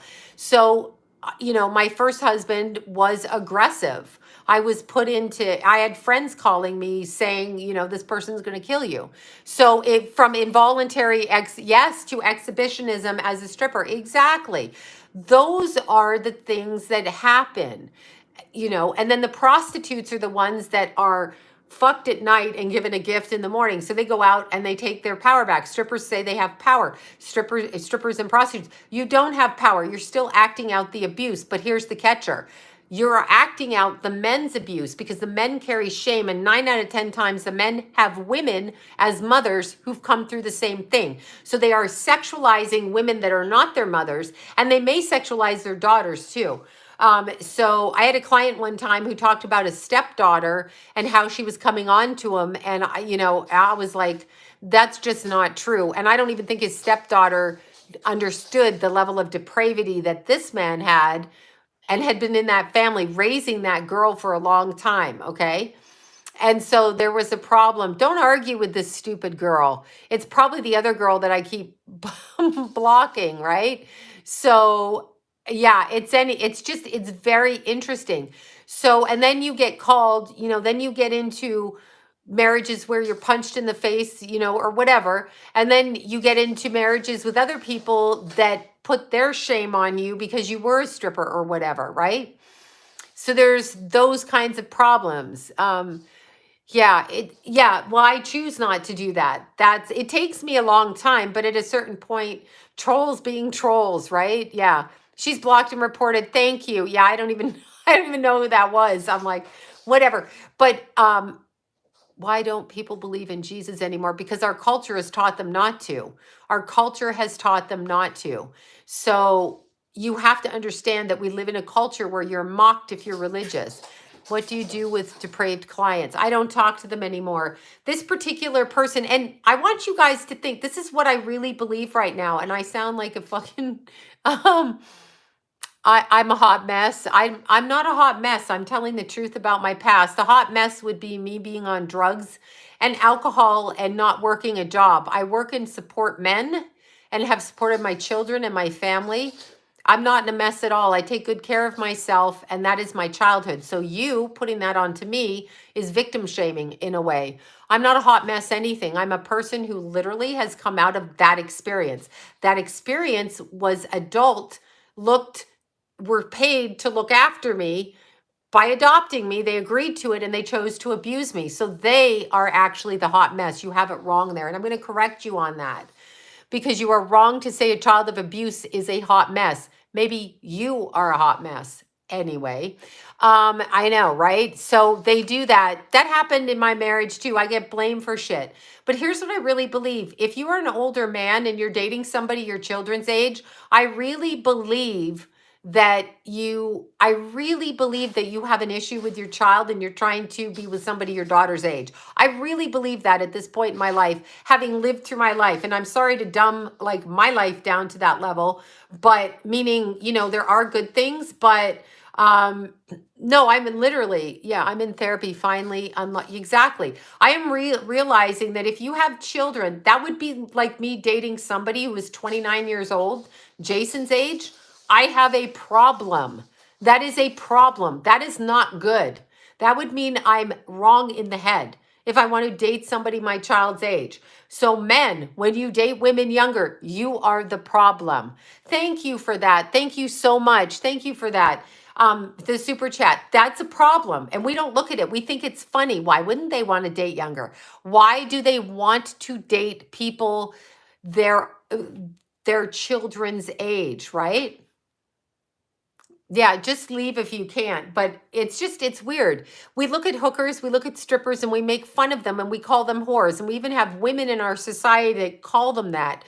They're not that. Their parents created that response. It's a trauma response to childhood sexual abuse, whether it be covert or overt. Oh my God. Right? Anyway. Yeah, don't know. No, I'm sober. So therefore I'm not a hot mess. I'm sober. I take care of myself. I do my business. I pay my bills. I pay my taxes, and I take care of my family, as in I pay bills for my family, including my ex-husband. So if you want to call me a hot mess, then go ahead and do it. But I'm not a hot mess. So like, no, what is wrong with people?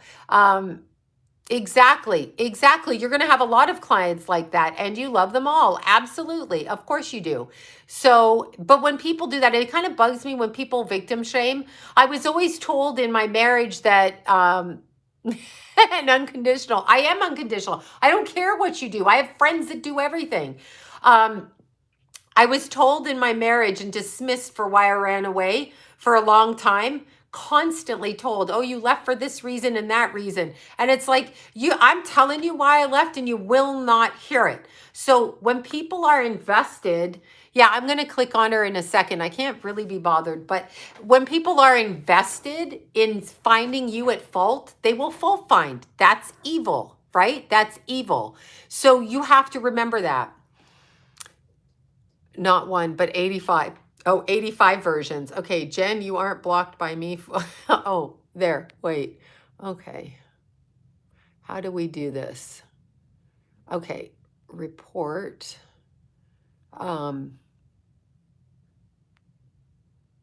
Report. Okay. There. I think I blocked her. I'm looking. I think I blocked her and reported her. I don't know. Anyway, I'm just honest with my background. I've never lied about it, but I didn't run away from home for no reason, and I don't think any people do. Even if your child is 13, 14, 15, and they look 18, men love to say that. My God, they look older. Well, how about this? Even if you're 40 and a girl looks 18, why don't you try not having sex with her? Why don't you try that? Why don't you fucking try that? How about that?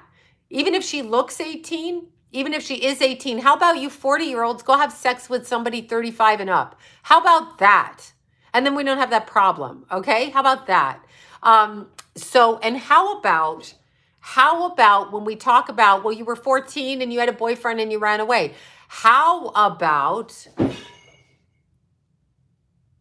the hell did she just do? What did you just do? Come here. What did you just do? Come here, love. What did you just do? Come here. What did you bang? Come here. Come here. Come here. Okay. She's in a fight. She ran into the Buddha. I heard it, and I heard clunk, and I was like, there she is. What you doing? What you doing? The full moon got her all crazy. See, she's staring at Keithy again down there. I was like, what did she do? No, she banged her head and rolled on the floor. Come here. Come on. Come here. Oh, she's fighting with me. Anyway, I was like, what is that? But anyway, come on. Come on. Come on, baby. Are you, come here. She's trying to fight me. Anyway, I know my Buddha is metal. It's a statue at the front door. And I'm like, what is she doing? Struck me as funny. Anyway, we have to understand in our society, when somebody runs away from home, there's a reason. Whether the boyfriend talks him out of it, there's a reason. So you need to check yourself as a parent, myself included. I was not the best parent. We can all say it. We don't have to be perfect. We can do the best. I know it was loud. She chased her toy right into the side of Buddha. We can all admit that we have screwed up at times, and that's okay. She just cleaned her own clock. I know. Okay, here's this stupid girl. Hold on. Okay, remove. All right, I removed her. I don't know where she goes. Anyway, yeah. So there's there. She was telling off the trolls. So there, I have to stop talking. So obviously she's getting big. She's right here. Come here. Come on, baby. Come on. You want to come up here?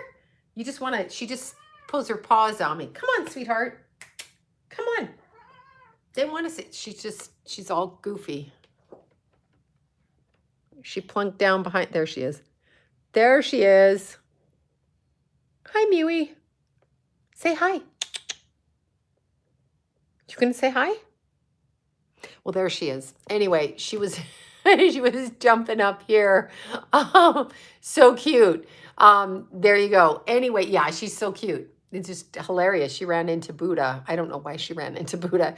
It's her thing. I know. I'm gonna play with her. We napped together before I did this. So yeah, of course, and punished by your mother for it when your mother should be punishing the men. The point is, I don't care what your daughter looks like. I don't care if she's got big boobs and an ass. She's your child. Men always go, but she looks older. And I love it when men sexualize. This has happened in our family. They sexualize younger family members and they're like, she's going to be trouble when she gets older. I'm sorry, are you looking at a fucking 6-year-old sexually? Are you determining that they're going to be sexual? What in your mind allowed you to even have that come out of your mouth? So, Yeah, she's talking with her tail. Come here. She's right here on the table. Come on, come get the water. Look, here it is over here. Can I? Oh, here she is. Mewy. Mewy mad at mommy? She's mad. Look, your people want to say hi. Look, look. Here, do you want some water? Do you like the water? She's loving the water out of mommy's cup. Here she is. She's really, I can feel this feisty. Okay, there we go. Go, Miss Feisty. So anyway, yeah, well, Tori Spelling, come on. She married that guy. Okay, she gone crazy again. We make our mistakes, absolutely, and we are responsible to apologize for them. We're not going to be perfect, and so that's always going to be a problem, right? I know, you and I are going to go, though, because it's clearly full moon energy with this one. You hear her running all over. Somebody's chasing her in here. She just literally ran on the window and hit her head on the window over there. She's going crazy. Yeah, don't let anyone... Yeah, good night, you guys. Mewy. Somebody's got her riled up. She's crazy. I don't know about Chuck Woolery. That just made me laugh. Anyway, cat gone crazy. She's like crazy. She's like, wow. Okay, you guys. Thank you so much. Happy full moon. I don't know if I'll be back or not, but bye, you guys. But get the sage out. I know it's probably Keithy. It probably is Keithy. Bye, guys.